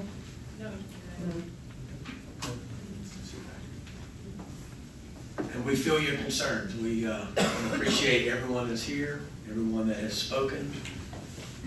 Tried to write down different words that people would say as they were in agreement or possibly disagreement. I've heard of low amounts, defer, alternative offers, job descriptions, and some of the things that we as a council are attempting to do. I think as we were appointed to these positions by our governor, by transition team, and really by you, we have tried to serve and are serving and trying to do the very best that we can do to stand up this city. I would say in the 7-month timeline, could have things move faster? Certainly. Was it because of us that maybe we didn't move as fast as we wanted with salaries and a charter or a form of government? I would say no. I would say there would be phone call after phone call, attempted meeting after meeting, emails after emails, trying to decide budgets, trying to decide what Baton Rouge would be to pay our monies to St. George. I think there were agreements that were made verbally that were set at the next meeting that were supposed to be on paper that wouldn't be discussed any longer, finally to a standstill. Now we have a turnover with a mayor of East Baton Rouge Parish, and we're moving forward with a new administration, hopefully to strike a deal soon with good intent and with fairness. There are some things, though, that I think all of us sitting here tonight that we just don't understand about government. A lot of things that I've had to learn. A lot of things that we sitting here as a new city are learning. One is this salary situation. It is our duty to set a salary. It's something that we have to do. If we don't do it, then there's some gray areas, and then there's some areas by law where salaries could not even be paid out for a 4-year term. And I'm going to try to explain it. We have qualified on January 29th, 30, and 31. I do think, I think everybody would be in agreement tonight, that it would be the right thing, it would be the fair thing, if things are fair in life, to have a salary structure set so a council, a mayor, a police chief would know anybody that would want to run, anybody in town, 18 years or older, would want to run for any of these seats from District 1 to 5, 2 at large, a mayor, a police chief, what their compensation would potentially be. And me, as a councilman sitting here, I think that would probably be the right thing to do. I don't think deferring it and not letting anyone know what their salary would be, I don't think that would be the right move. So we really do need to have some numbers set in stone that we can all be in agreement to. If we don't do it right now, then we have to wait until health structure, and you have to present it, you have to put it as a new business, you have to then bring it, and we're going to run out of time. Now, some of the discussion has been this. Let's say in the five council seats that are here now, because we don't have the 2 at large, we won't see them until July, there's a few, maybe 3, that run unopposed. Let's just say. At that point, possibly 3 on January 31st are sitting there now as the council member without a salary set. And the way that I think the law reads, and Sherry can correct me if I'm wrong, but I think I'm right, is a sitting council person that votes on salaries cannot change their salary while they're sitting in their term. So if we wait, whether it's the form of government that we have after March, then that council and that mayor would not be paid for those 4 years, the first 4 years of the St. George elected officials. And so that's why I think it's very important tonight that we try to come to an agreement of what these salaries would be. Number two, I do agree that we are under the Larson Act right now. That is the established form of government that we are sitting in this room right now. We have a proposal to change it to a home rule charter with a form of government that does have a city manager or a CAO or whatever we want to call it. But it does, as Patty said, still consist of a full-time mayor, whether we stay Larson or whether we go to a home rule charter, which we could really is a full-time mayor position. And so what does that entail for a full-time mayor? And a salary for a competitive business professional executive, and I agree with Patty, not rich that can do away with the salary because he has enough money, or retired because he has benefits coming in. But what about the 40-year-old, the 38-year-old, male or female with 2 children that's working a great job, that is, you know, providing for his family or her family, but has this desire to want to run and be a part of this system of St. George and wants to be mayor. I think it would be great to be fairly compensated for that. And with some of the numbers that we see with in the state of mayors and in this city, in this state with other cities and what they make, I think some of these salaries that Steve just read out, some of the things I think we'll discuss tonight, will all be fair. They will all be competitive. I think the same with the council. But I think what has happened over the last 2 weeks, and I don't really, it just is what it is, because it's the social media world today is truly all the facts aren't out. And so it's really what you call, and I like to laugh about it, is what Donald Trump will say, fake news. It's really kind of taking some of the truth and twisting it how we want it to spin as the truth.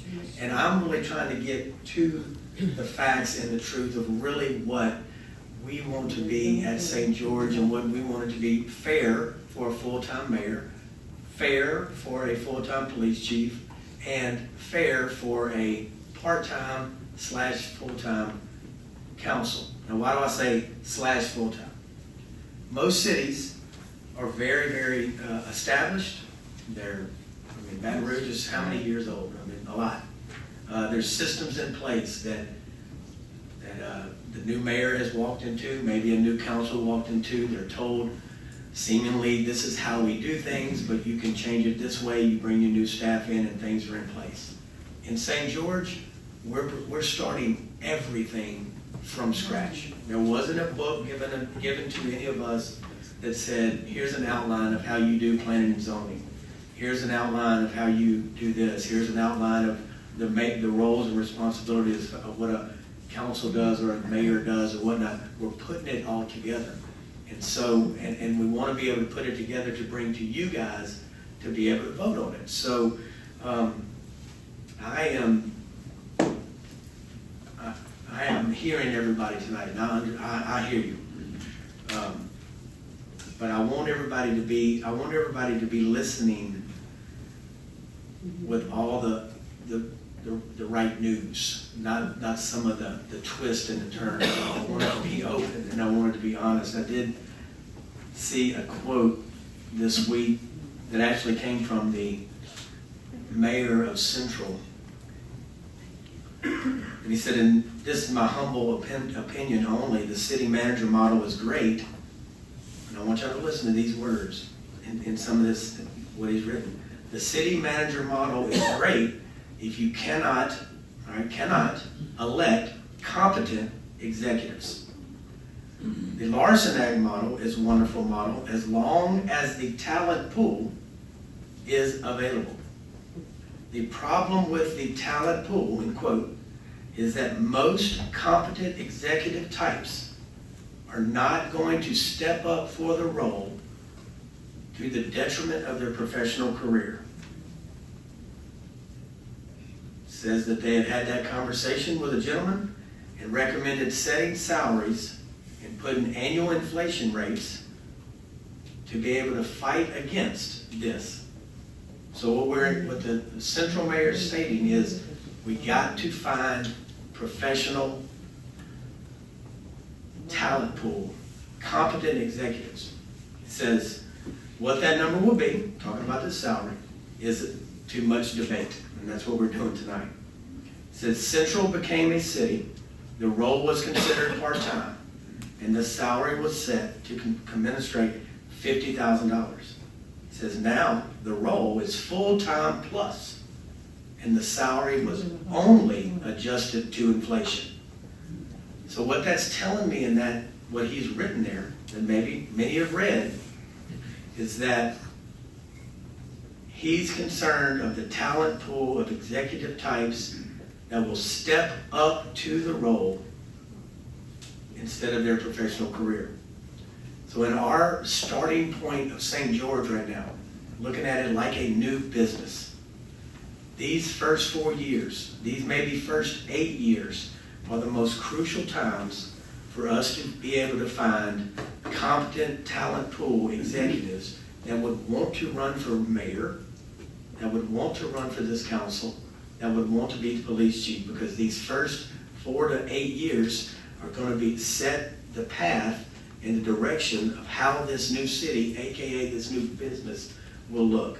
And so as we are debating tonight, and as we are trying to follow through with setting salaries that I think is fair to do, so everyone would know by January 29th where we're moving with it, we have to do something. So I would want you to consider, and I would want you to think about the competent executive pool, the talent pool that we don't lose to run for some of these seats, to make sure that the city of St. George can move forward fast in these next 4 years. It's very, very important these next 4 years that we set in motion the direction that we're going to go. I'm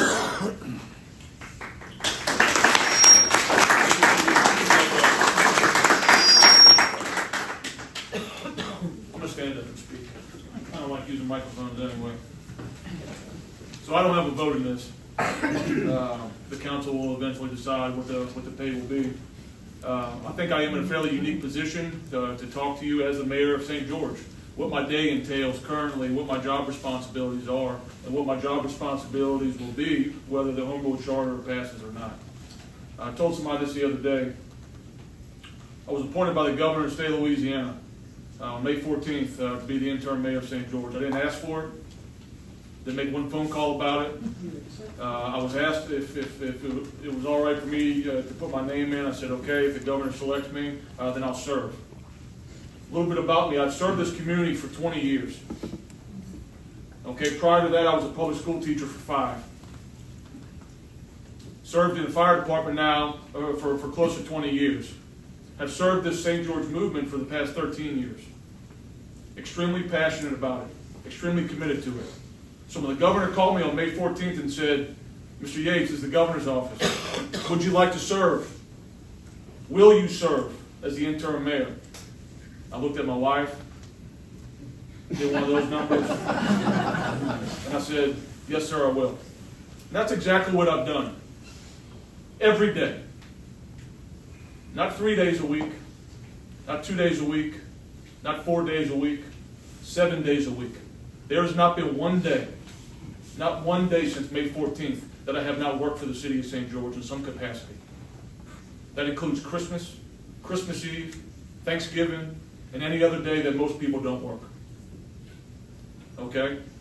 The things that this council has accomplished,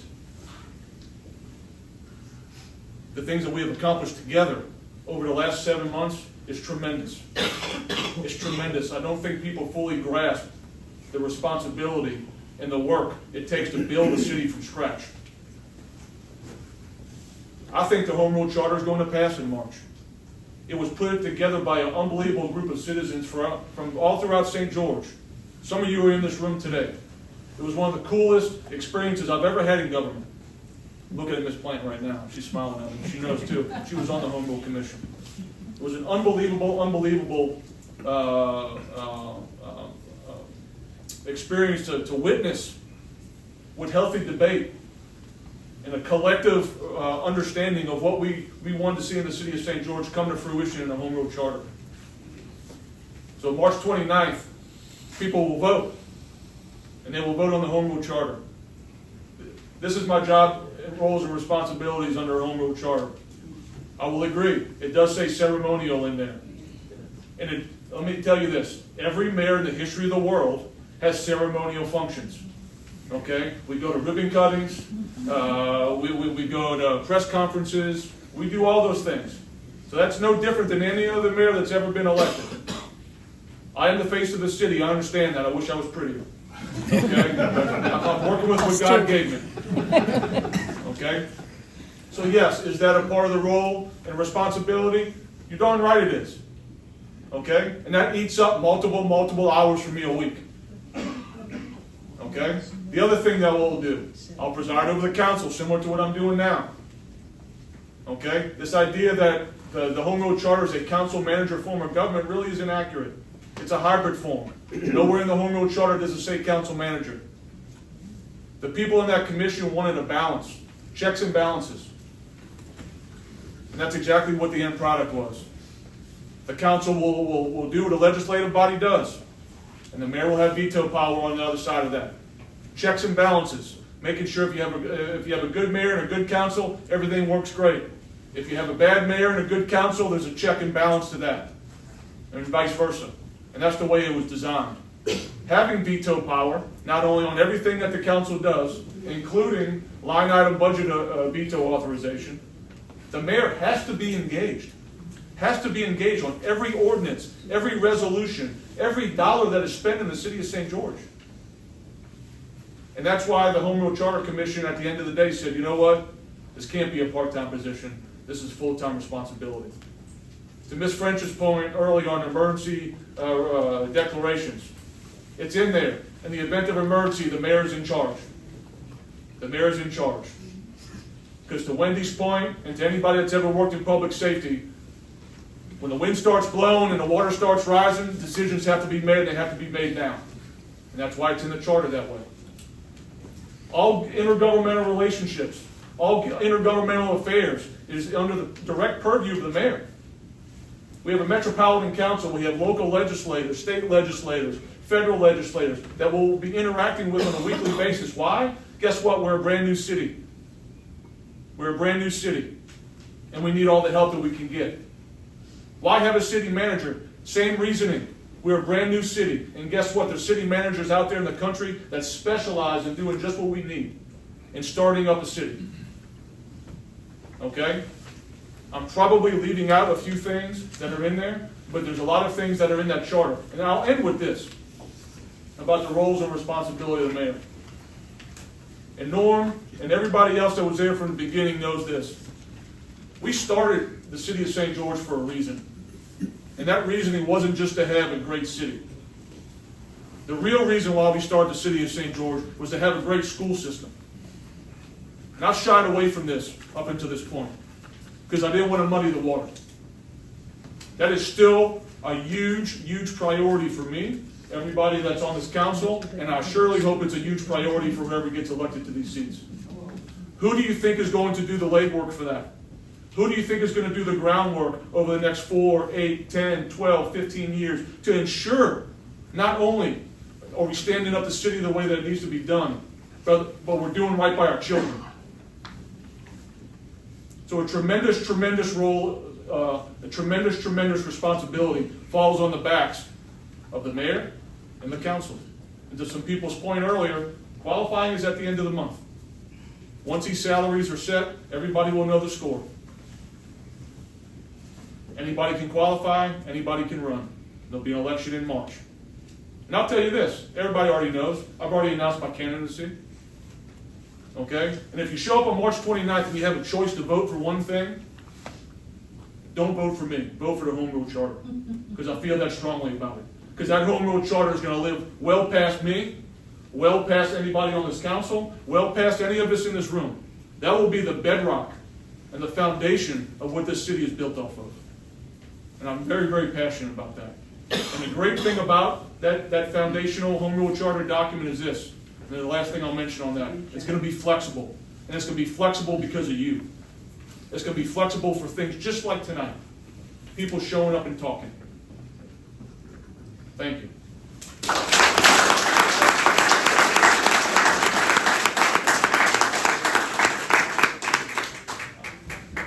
I wasn't gonna say anything, okay? I gave all my time up to these two people next to me. I'm gonna say one thing, y'all say we're part-time. I'm gonna give you a few for instances. That's the first time somebody said they couldn't hear my mouth. I'm gonna give you, everybody thinks we're part-time when we, sitting around drinking coffee. First of all, I don't drink coffee. Second of all, I get a phone call. Gentleman sitting in the back there, one of the largest contractors around, Richard Piku. Mac, we got a problem. Need this taken care of, something's wrong. We don't know what's going on. I go out there, I see where it's at, call Miss Stephanie at the permanent office, we look into it. It wasn't anything we did wrong, this is something that East Baton Rouge Parish did wrong years ago. You got one piece of property amongst hundreds of acres or so back there. It was coded wrong. They couldn't get a permit to do what they want to do. I'm cutting the short story. We took care of this within 48 hours, I think, if I'm right or not, Richard. And you can ask Ms. Piku. He has never had a council member and a permitting department ever come to his office to see how we can take care of the problem and let's get it done. That's one for instance. Second, for instance, last Friday night, I get a phone call from a gentleman, I don't know. He's not even in my area, but I'm gonna take care of him. So I called Steve, it was in Steve's area. I said, when would you like to meet, sir? He said, how about Sunday at 1 o'clock? I said, we'll be there, not a problem. We get there Sunday at 1 o'clock. I think we left at 2:30, 2:45. He wants to build a tiny home subdivision. Very nice. I'll say first class. Wants to do it on Honorary Lane. And I said, let me set one thing straight with you first. So I'm not being rude, but you're gonna have to run the water back here. You're gonna have to run the sewage back here. You're gonna have to redo the road back here because the taxpayer of the city of St. George is not gonna pay for that so you can put profit in your pocket. I said, I will take up for the citizens of St. George. Got one more problem, that we've got a subdivision being developed on Hoosh 2. I mean, the guy ain't even left a twig, okay? That subdivision was kind of pushed through. We're not gonna push through subdivisions. We want you to come to us where the water's gonna drain to. How you gonna pump the sewage out here? The road is not capable of taking this much traffic. You're looking over 500 cars just in this one subdivision that's gonna be brought in. That's a lot of cars. We can't take that on Hoosh 2. When I first moved on Hoosh 2, you see a car every 2-3 minutes. Now you see 5 to 6 cars every 10 seconds. And some of them are doing 100, 120 miles an hour. Which I would love for Sid to have some more deputies out there. Good, but he's short so many deputies now. So, but I just want to let y'all know, we're not sitting around twiddling our thumbs and doing nothing. My wife's back there. Don't you have to go to work today? Yeah. Aren't you a full-time mayor? Full-time council? Well, I guess I am now. But I enjoy it. I'm retired. I've been a very fortunate man in my life. I want to help people, but I want y'all to understand, we are working. And I promise you, we're giving you 100%. What we have done here in this short amount of time, I guarantee you no other city done. But we're doing it right. Thank you.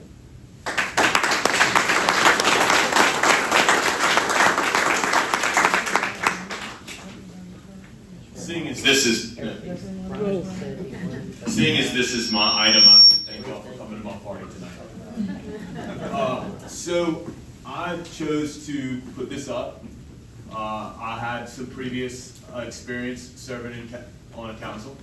I went into my first government experience running for office believing that public officials should not be paid. I took the Ron Paul sign out of my yard and put a Ryan Heck sign. I'm one of those crazy libertarians that believes in very limited government. But I also had 4 years and I served with some great people and some people. I once had a council colleague tell me if they paid us more, we'd have to steal less.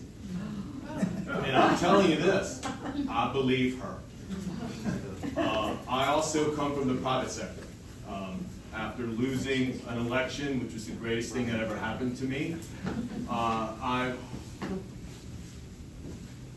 put my head down into my business, and you know, it's at multiple points. I've had anywhere from a startup to where I hired 2-3 employees to having a couple hundred employees. Right now in my organization, between the companies, we probably have several hundred employees.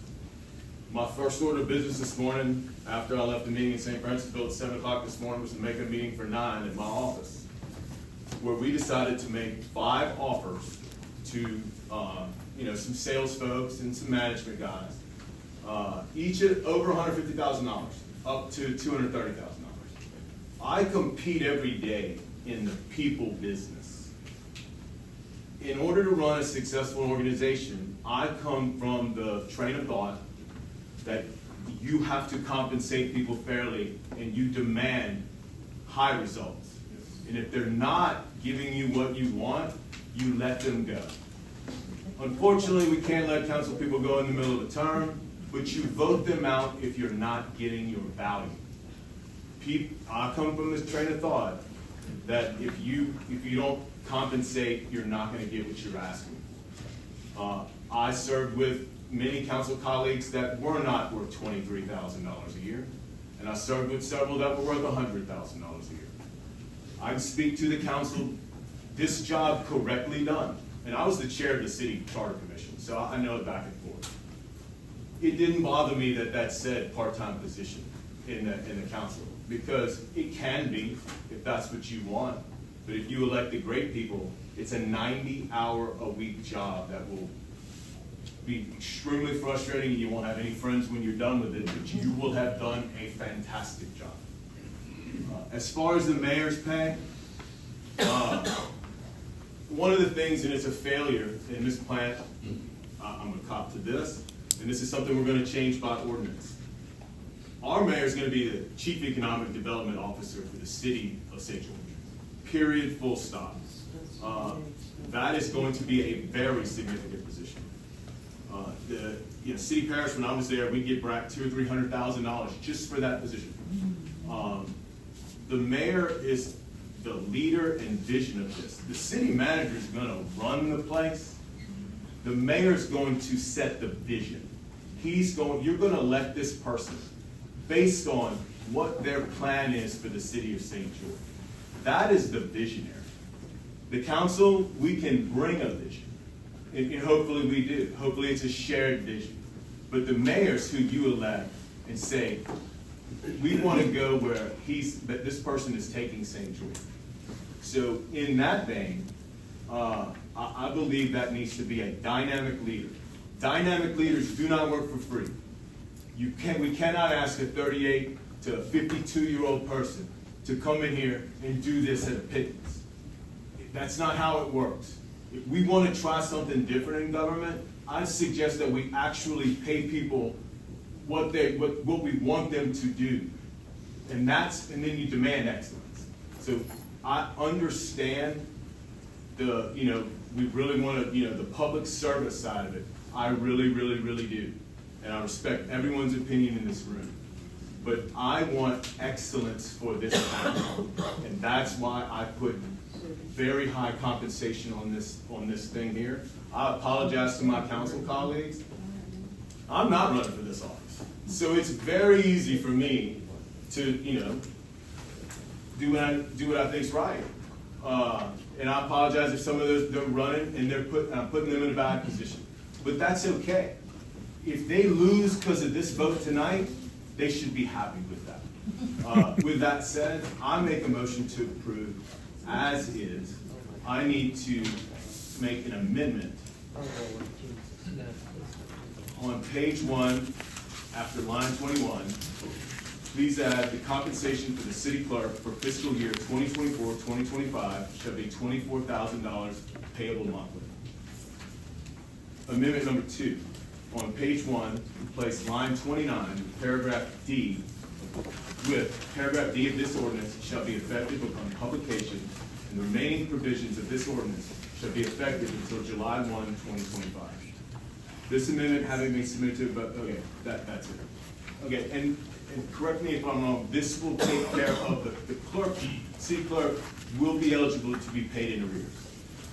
Yes, it's not, it would be a payment for the fiscal year, it would be a monthly payment. It was not intended that our city clerk would be a volunteer, was my understanding. However, because of the delay in revenue, no payments have been made. And clarify one more thing, if we do not set this vote, if we don't set compensation, to Mr. Matafari's point, the people won't get paid for the next 4 years, correct? The council members would not be able to set their own salary because the Code of Governmental Ethics prohibits public officials or public servants from participating in transactions in which they would have a personal substantial economic benefit. Okay, and look, we apologize. This is maybe one of the items we should have done on our first or second meeting. But, you know, there's no cities for dummies. We may write that book when we're done. But so this is tonight, it has to get done. If we delay it, the next council people will not get a salary. And look, I encourage everyone to run. Everyone to run. And, you know, if it were me, I'd set the council at $60,000. But that's not gonna happen tonight. I think that's the value of what they're worth. But this is what, you know, I do data and charts every day of my life. I compete for people every day. Everything I do is about the people I hire. My job gets easier every day when I hire great people and I empower them to do things. And that's what I'm gonna do here tonight for you guys. Motion to approve. I'm gonna make a substitute motion. Okay, you need to vote on the amendment first, Oh. if that's the way you want the ordinance. Motion to approve the amendment as written. I got a motion to approve the amendment as. Just the amendment, correct? Yes. Just the amendment. For the clerk. I'll say.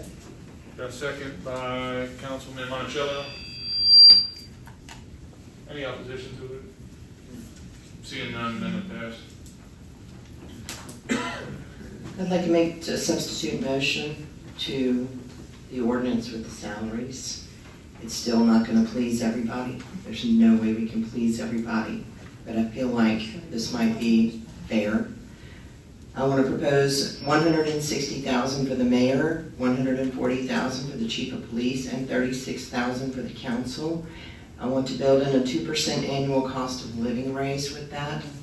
As Councilman Edmonds said earlier, this is important. You know, they need to know, in most government, and a lot of places do have cost of living raises that we're not even aware of, but they should be able to do this job full time. And the longer you're in the job, the more experience you get. You get a 2% every year. If you don't like the person at the end of 4 years, they're out. If they get another term, that's great. That's more experience. That's more confidence that we have in them.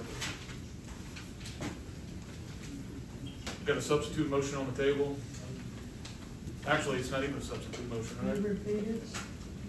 It's an amendment to, you're proposing an amendment to, substitute motion is to approve the ordinance as amended, right? But you need to vote on the amendment first. The amendment passed. The amendment passed. She has a second amendment to change the compensation. Second amendment. So Second amendment. we need a motion to approve the second amendment. Okay, so we got a motion on the table to approve the second amendment by Councilwoman Cook. Can you repeat it?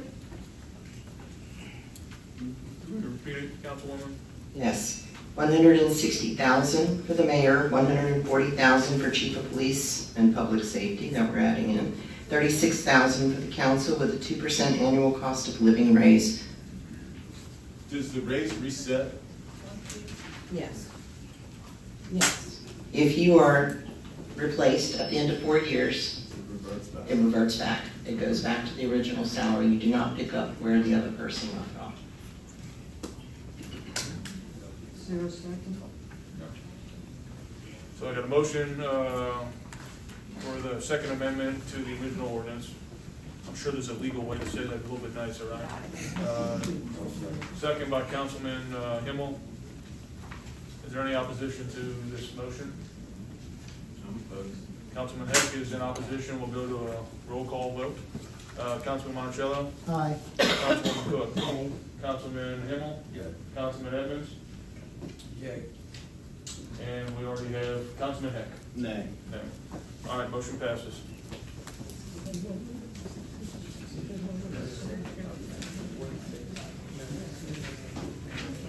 Point of order, is this supposed to be public comment on the amendments or no? Is there Sherry, is public? there public comment on the amendment? Okay. Okay, I will open it up for public comment on the amendment. Would anybody like to make any public comment on the amendment? That's a problem. That's not, I don't believe that's. Sherry, what is it? Should have a comment. Hold on. Should have a comment before the vote. Comment before the vote. Can we retract the vote? Well, you can re-up it. What's the proper way to do it? You can call it, you can recall the vote, but you should have a comment period before the vote. You're gonna do a do-over on the vote. Okay, so we'll recall the vote. We will open up public comment to the amendment. First, we had one amendment and two amendments, so ask for one amendment. Amendment number one. Amendment number one, which is for the city clerk. Would anybody like to make any public comment on the city clerk amendment?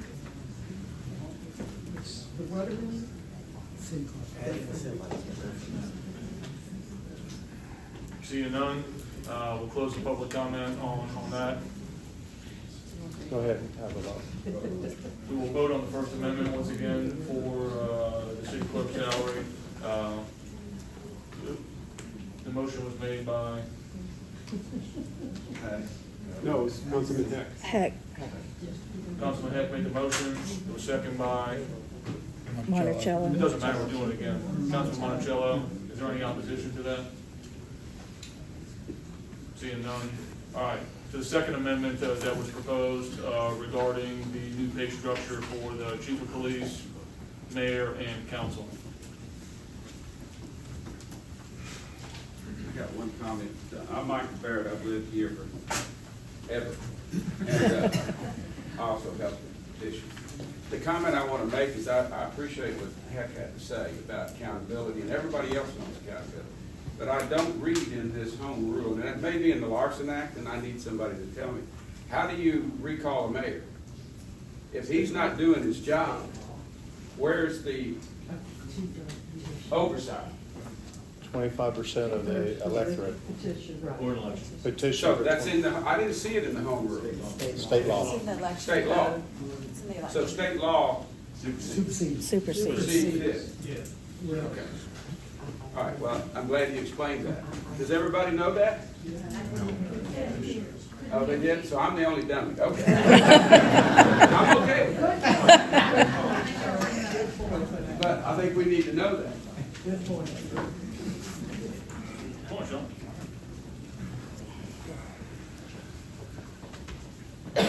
Thank you again for letting me talk. I just want to clarify what I think we're voting on and what my beliefs are, because I've been to about 3 or 4 of the home rule charter meetings, and I loved it. I wish I'd been to every one of them. I agree with you that it is an enlightening experience, and I think the home rule charter is a great document, and I support it 100%. And when it comes to paying people, you're never gonna pay people what they're worth. I mean, that's just not gonna happen. Because people are unique, and everyone is individually their own person and great. So, and not to have a kumbaya moment, but we're still talking about, especially with the homeroom charter, like we're going with the Larson Act, yes. You know, that's very defined, grinding, grueling. And I agree with your numbers about, you know, different departments and such. But under the home rule charter, you know, the job that the mayor is gonna do is gonna be primarily done with the city manager, okay? Now, not the mayor is gonna be not doing anything, it's just not 160,000. I think the wrong people get involved if the pay is too high. What I want is, I want the home rule charter. I just want us to have a better discussion about the income, and I don't want anybody to take it personally. I mean, I don't think you're not doing anything. No one's saying that you're not doing your jobs. No, I mean, you guys have been doing it for free, and I've been against that from the beginning. So, but the discussion about the income needs to be broader. I mean, you can tell us we're wrong all you want, but we need more of an open discussion on it. More discussion has been on the internet, and you're saying there's false information out there. You know, we got 3 minutes of your information. Huh? Twisted. Okay, fair enough. Half-truths. And that's gonna be for everybody. I mean, when you learn something, it's your perspective. So I feel you're right, you should be making the salary, but what I'd like is the better discussion about this as opposed to being told what it's gonna be and take it or leave it. That's all I have to say. Thank you. Thank you.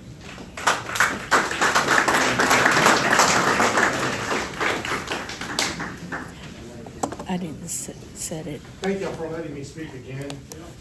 It is true that there are We'll home just rule let it go. charters in the state of We'll just Louisiana. let In it fact, go. there are 34 of them. We'll just let it go. All 34 of the home rule charters have a mayor who has all executive authority. What the home rule charter is creating the first home rule charter that has the first mayor that has transferred all executive power to the council. The mayor, as you know, Mr. Yates, has no authority to approve a budget, has no authority to hire or fire.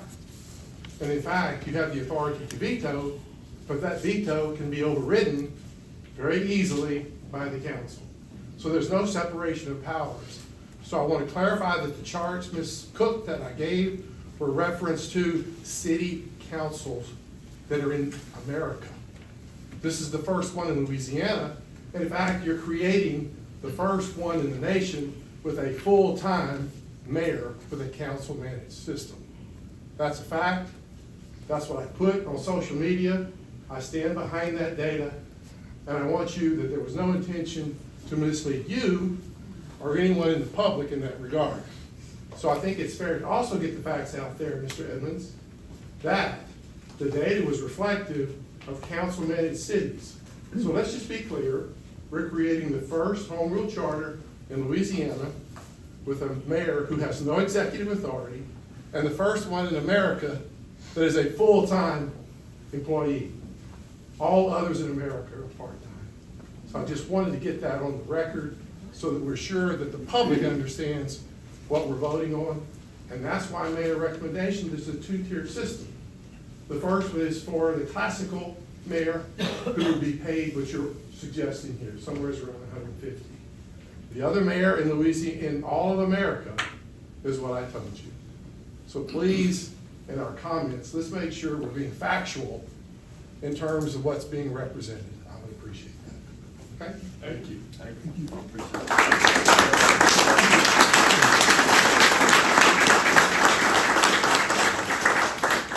To follow up on that, someone used the data of the mayor of Baton Rouge making 180. They made 175 until January 1st because the Metro Council gave them a raise. That is a dual role. That is mayor of Baton Rouge and president of East Baton Rouge Parish. So that is a huge difference between 160 just for a mayor only of 80,000 people, where a mayor president of East Baton Rouge is over 400,000 plus people. So do the math, okay? Now, the other thing is, I believe you have 2 East Baton Rouge Metro Council people who represent St. George, correct? Is that correct? 4, 3? One full and 3 part. Okay, 1 full, 3 part. Ms. Penny, if you But could. they're on the East Baton Rouge payroll, all right? So they make $1,000 a month, then they make their $25,000 a year, their free parking passes, their whatever. My question for you, for your East Baton Rouge Metro Council person who represents you, are they paid a good salary for what they're doing for you? Is it too high? Is it too low? And look at that when creating your city and how you want to be represented. If the Metro Council persons who represent you are doing a great job, then maybe they're worth that money. Maybe not. I don't know. But this needs to be thought through very, very carefully because it's the next 4 years. Thank you. Thank you.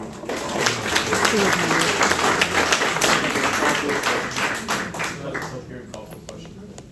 Is there any other questions? There's somebody that needs to.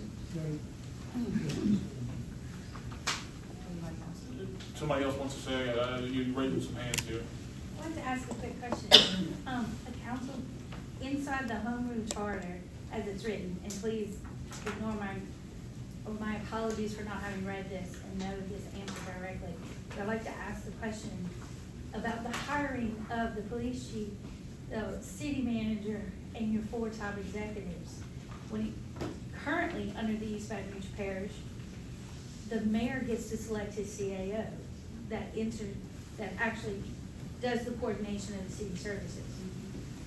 If the council, will they be part of the hiring and the firing? And does the city manager, will he be in a position to not help do long-range planning because of disagreements with the council members if a council goes awry? Currently, because he's appointed with the mayor, he comes in with the vote for the mayor's agenda. But if you get mixed council and mayors, that city manager sitting in the middle, who can fire him in 30 days? I know the answer. The president? The city council. The city council. The city council and mayor approves. That That's opens- another bolt of it. That opens up a door for lots of vested interests, bond raiders, all kinds of pressures for that city manager. And no public support to get a long range vision, which St. George needs to do, because it's all about spending the money at that point. Wendy, I completely appreciate your comments, and we're gonna have a lot of discussions about the home rule charter, as we move forward over the next several months, before it goes to the vote of the people. And I might just say, that's coming from experience in the last 2 years with the parish of Tangipahoa and Blackman's Parish. Understood. My name is Michael Lala. I've been living here for 30 years. I knew the answer to that because I went to every meeting of the transition, the Home rule charter. The home rule charter. Y'all, I didn't know any of y'all when I first got here. I encourage, I'm not gonna tell anybody how to vote, but I will encourage everyone to read the charter. It's a beautiful document. I'm telling you, I saw these people, they basically, you know, they put their time and effort into it to every word sometimes. Mr. Rawls was there for some of those things. Mr. Browning was there. And I think it's so important that we all get educated. You know, why do you know the answer to that question? Because I listen. You know, this is more than I've said in 7 months, isn't it? You know, I've been to all the meetings, I sit there and listen, and I've educated myself on a lot of what's going on. Okay, as far as one other thing goes, I was on the phone with the mayor of Abbeville just now. They have 12,000 people in that city. You know what the mayor makes in Abbeville, Louisiana? $80,000 a year with a city of 12,000. What did the council make? Thank you. I'm not sure. Please let me also say, 7 months to get a charter written is fast. and you are moving fast. We don't get many plans. Wendy, we're trying to stay on point with the pay things. I know that maybe a few more comments so we can get this and move on to some other things. Can I stay back here? Yeah, if you like. Okay. I don't know if it came across probably not when I was up there before, but I do appreciate y'all, and I appreciate the way that you're not like really, you can't speak longer than 3 minutes, and you're letting us speak like this. And I know a lot. We want you to be comfortable. So anyway, appreciate y'all. But I do have a lot of objections to some of the things that were said. I don't think the surrounding salaries are a great comparison. I think most of us would have said those salaries are criminally bloated, and that's not what we want to be. That's kind of the point of us being here as a separate city. Unusually high salaries encourage corrupt people to get involved. Yes, we can compensate fairly, but there's a lot of room between 42 and 175.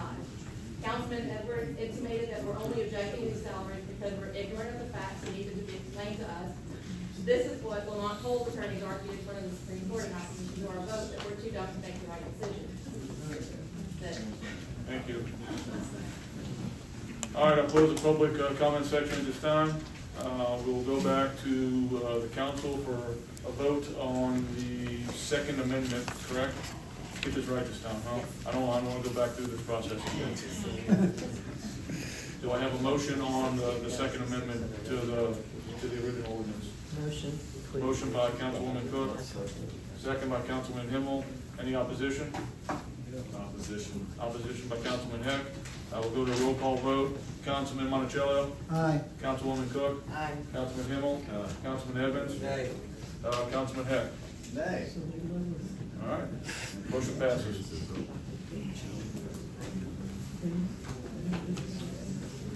All right. Now. We're on to item number 2. Wait. How much time? Okay. All right.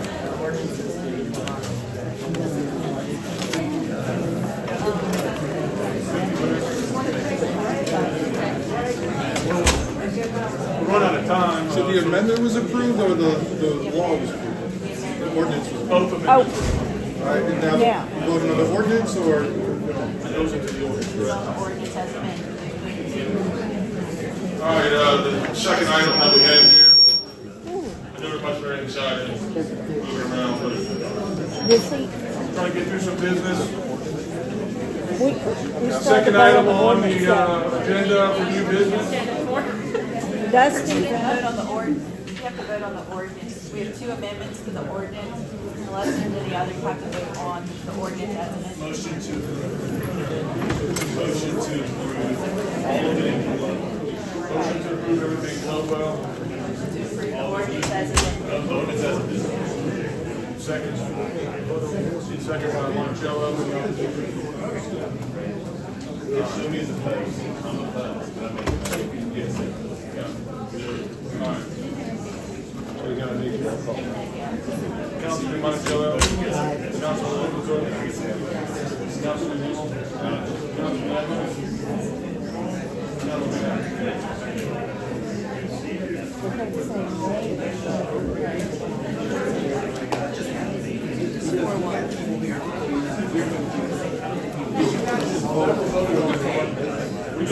They just did.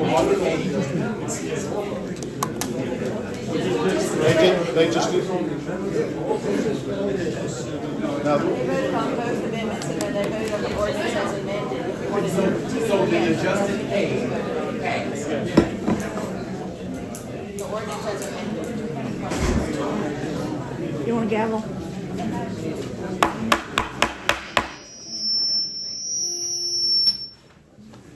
All right, next item on the agenda, appointment to St. George Fire Protection Districts Board. I think Councilman Evans was handling that. Yes, we had 3 applicants to be appointed to the St. George Fire Protection Board.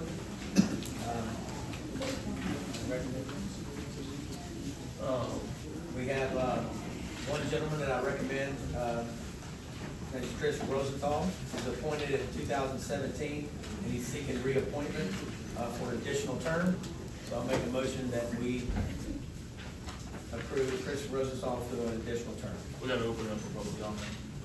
Open up for public comment. Is anybody here to speak on this item? Seeing none, close that item. Councilman? Make a motion to recommend Chris Rosenthal to additional term on the St. George Fire Protection District. Motion made and seconded. Is there any opposition to this item? Seeing none. Item 1 is the vote. The difference.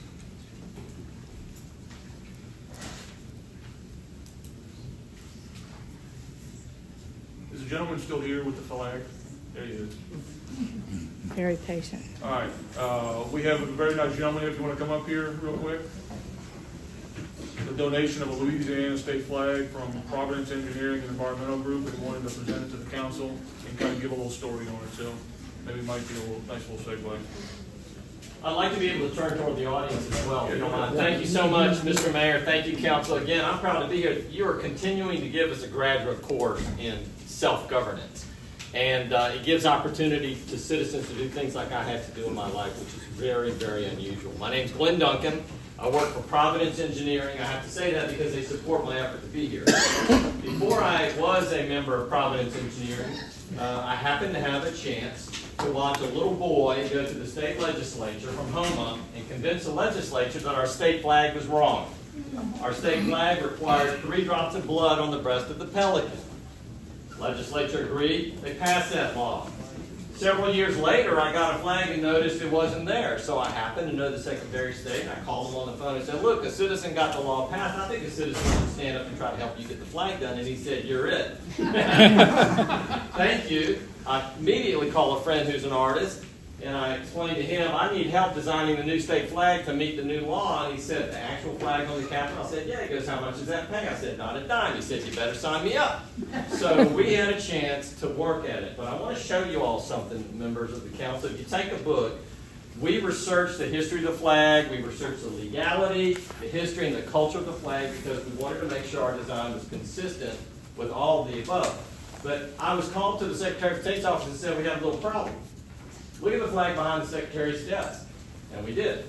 Now go look at the flag that's flying in front of the building. And I did. And they were different. In fact, if you look at page 9, you'll see 6 different state flags flying. We actually found 9 different flags flying over the state of Louisiana. Problem. I thought the Secretary of State was going to give us a digital file of the flag. I had artists at hand who were going to put the drops of blood on. This thing was going to be a 3-hour job. We were going to be done and we were going to pat ourselves on the back. A year later, after reading everything we could find about the flag, which was the real one, which wasn't, who owned it, who did it, and we came to the conclusion, Mr. Secretary, you're going to have to do it from scratch. Because obviously, our state flag law, if you just read it, shall be a pelican in white on a field of blue with a white ribbon beneath with the state motto, etc., etc. Any 30 people could get that and create a flag, and you'd have 30 different flags, and that's exactly what happened. Every manufacturer was watching the letter of the law and creating a different flag. So I'm here to say we had the honor of taking all that and coming up with the state flag. In 2011, this was adopted as the official state flag, and I can tell you right now, if you look at this, relative to the flag that's in the corner over there, we actually now have a real pelican on our flag.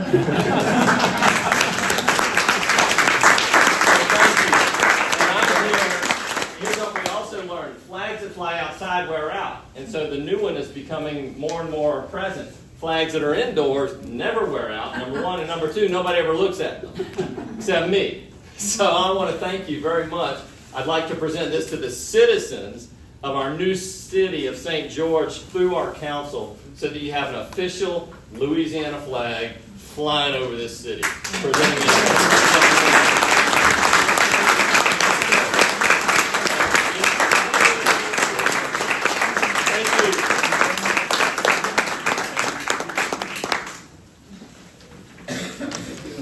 I don't know how to fold the state flag. I'll give it to the clerk. Thank you. All right. Thank you very much, sir, for the presentation. You're welcome. And I think there's some staff members that may not have gotten the book. I want to make sure. You still live in Baton Rouge? Still live in Baton Rouge. I'm your neighbor. Welcome, neighbors. I'm I thought I was in St. George, and I was really excited about that until the lines, I think, maybe changed over time. I'm just barely outside, but I'm glad to be next door.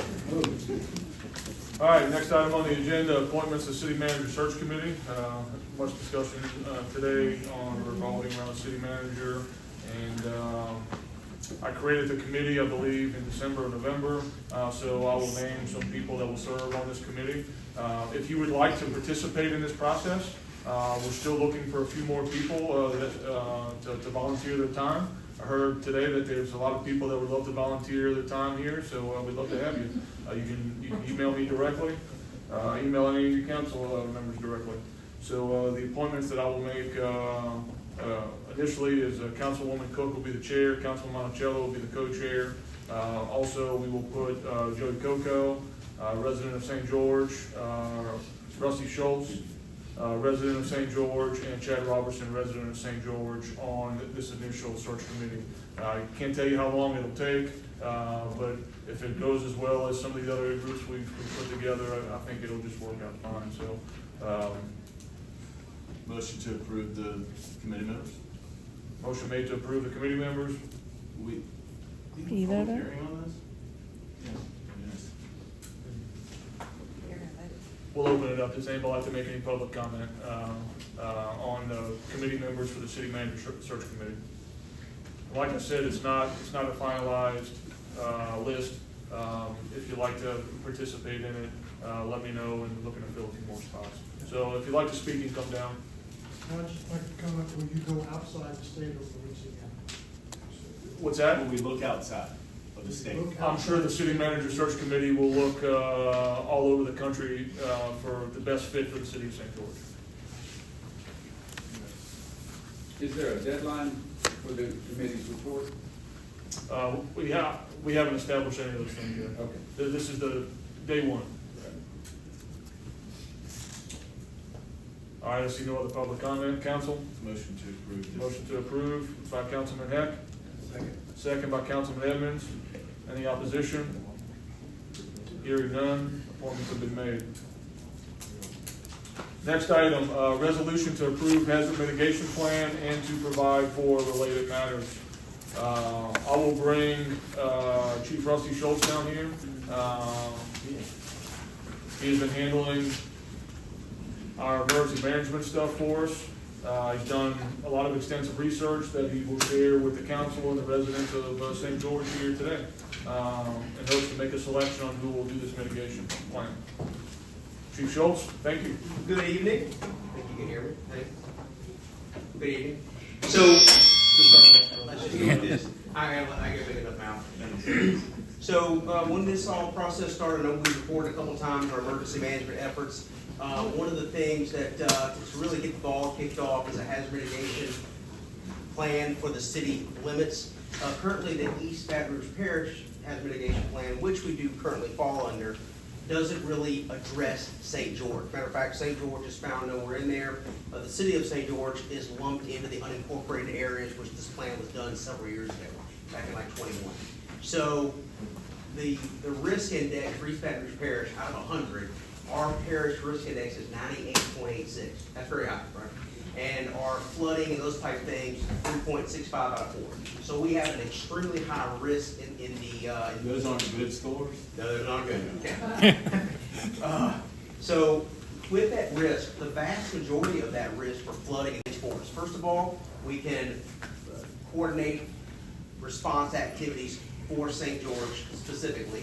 Also, it's going to allow us to explore the funding opportunities through Homeland Security, FEMA, those type things. Especially a lot of these grant funding opportunities specifically talk about newly incorporated entities. So I believe that getting a third-party vendor to assist us in these endeavors, get the plan written, the faster we can move forward with that. The quicker we can begin to explore a lot of these funding opportunities that we can help put a very good base layer on our emergency management activities for the city. And Chief Schultz, just for full clarity, and I asked you to do this, correct? So I asked you to go out, look what's out there, start getting proposals together. So why don't you share with the council the proposals that you received, then I think they're probably looking for a recommendation that you have based off of those proposals. Then we will open it up for public comment if anybody else would like to speak on this, and then we'll bring it back to the council.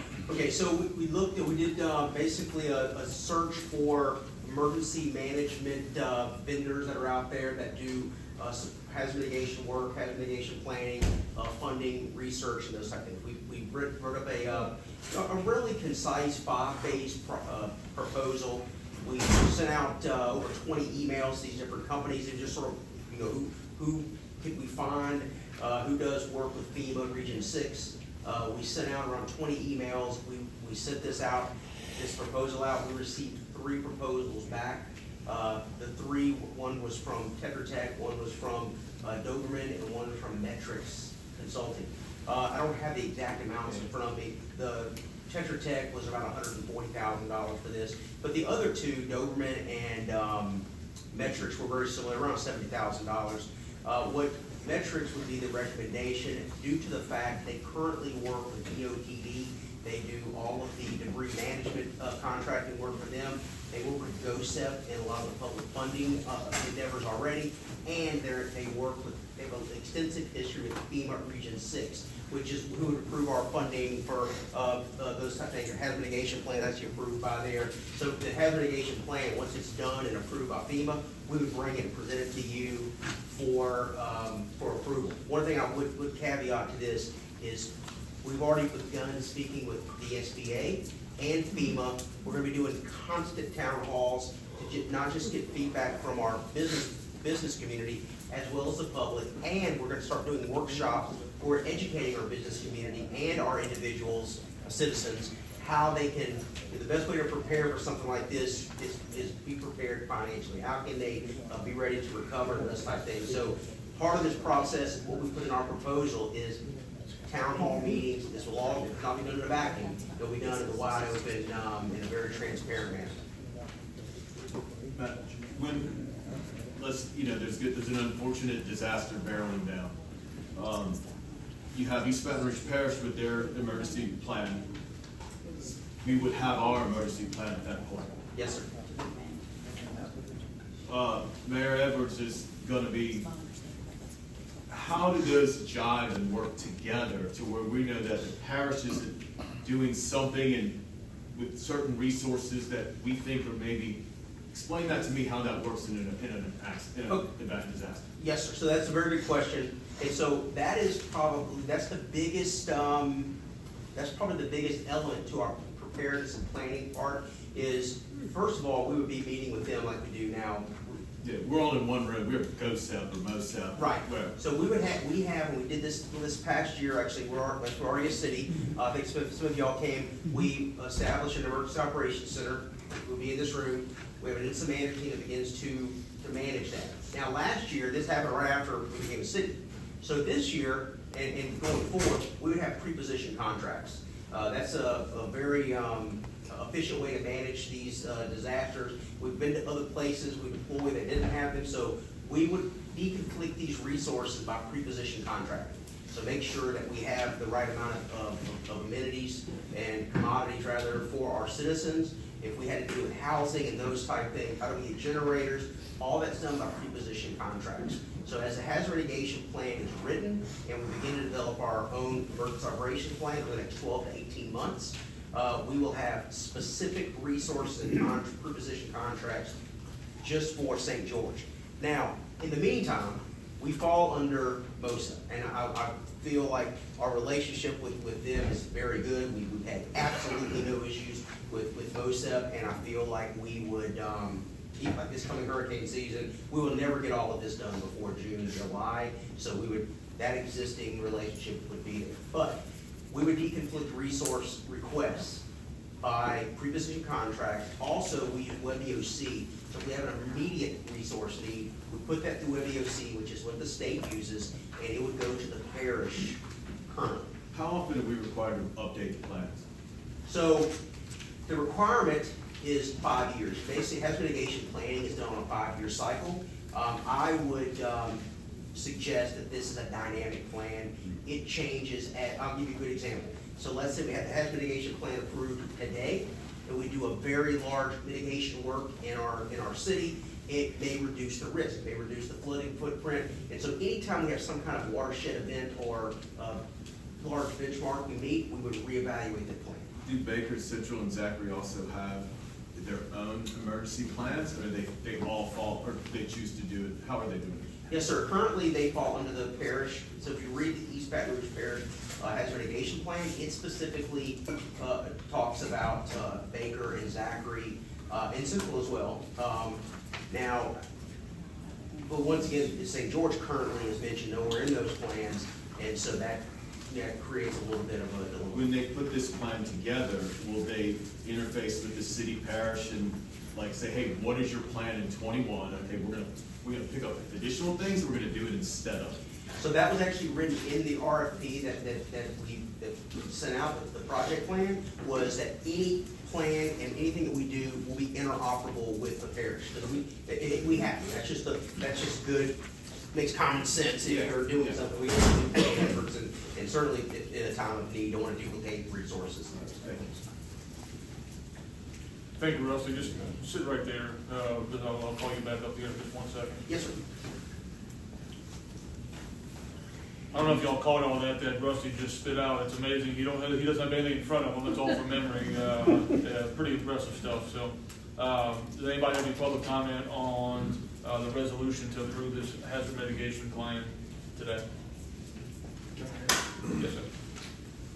Thank you for letting me speak. And direct question to you.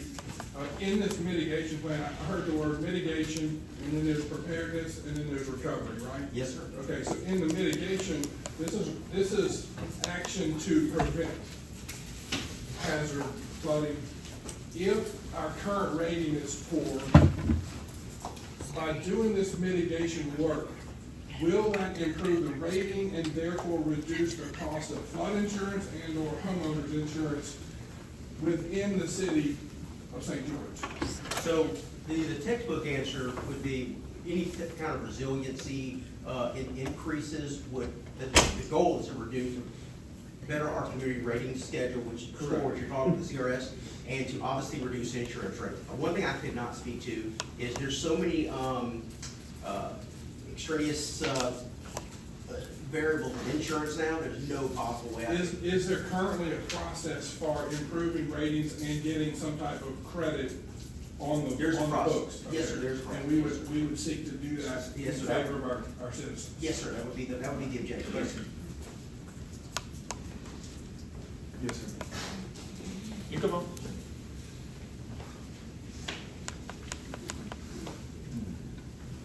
I'm Alan Carr, in St. George, retired from DEQ. I've worked as an incident commander in DEQ for many years before I retired. My question is, if Matrix is proposed, would they handle incident command and the jobs, or is that handled by people in on our staff? I can answer that question for you. St. George Fire Protection District had developed the first incident management team for the fire side in the state of Louisiana. Rusty and Chief Robertson in the back could probably speak to more specifics for you. But our incident management team has always been handled by the fire department through the fire department. That's where all of our training is currently housed within the city of St. George in regard to incident management teams. So I think that answers your question. Okay. I just didn't know if it was going to shift. No, it doesn't farm out. Stay There's somebody, I don't know where they're at. No. It would be yes, sir. We have It's our people town. here. Yes, sir. Boom. Yeah, We're ready to hit the ground. Yes, sir. Our team members are credentialed, actually nationally credentialed. Okay. Yes, sir. Matrix is the consultant that's helping us draft the plan. Yes, sir. Oh, okay, they're just helping to draft That's the it. plan. Yep, They wouldn't be the. that's correct.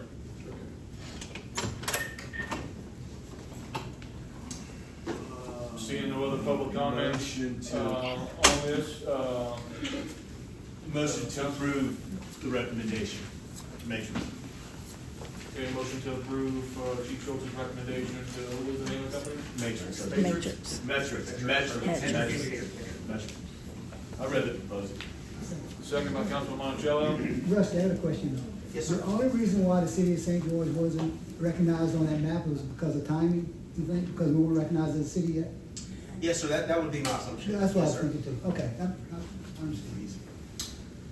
All right, so I got a motion and a second on that motion. Is there any opposition to the resolution to approve the hazard mitigation plan with metrics? Well, it's to approve the vendor, not the plan. The vendor, yeah. Planner. Yeah, no. Yeah, Is there any opposition to that? Seeing none, it's approved. Thank you, Chief Schultz. Yes, sir. All right, last item on here.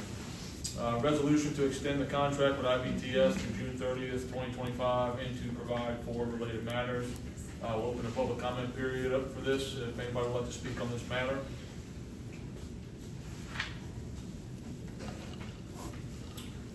Seeing none. IBTS is obviously our contractor that we're currently utilizing for permits, inspections, and all those other things that they've done a great job for with us. This is just simply extending what was already in place to continue those services for the time being until a larger contract can be done. So, Councilman? I'd like to say something. Yes. Nobody's here to speak about a large contract. This is where you lose your money in St. George, you make your money, right here on these votes. The ones before that item and the ones after the item that people came to speak about. Better people in this position is how you get better contracts and better outcomes where the real money is. Motion to approve. Motion to approve the extension of IBTS's contract. Is there a second? Have a second. Anybody opposed to that? Seeing none. Look at that, we're finished. All right, the last item is other business. Some announcements. We were supposed to canvass the returns from the election, and so we'll have to do it when this meeting adjourns, because we missed it at 6 o'clock. Okay. So Wednesday, January 15th, 4:30 p.m., St. George Transition District meeting. Our next council meeting will be on Tuesday, January 28th. The Transition District meeting will be Wednesday, January 29th. And the election day for city officials and home rule charter is March 29th. And that's the end of our agenda this evening. Do I hear a motion to adjourn? Motion to adjourn. Motion to adjourn. We'll just take Councilman Hillville. A second by Evans. Anybody opposed? Seeing none, meeting adjourned. Thank you. Okay, but we need the council to stay for the canvass of the returns. And the time is 7:38. It'll only take about 5 minutes.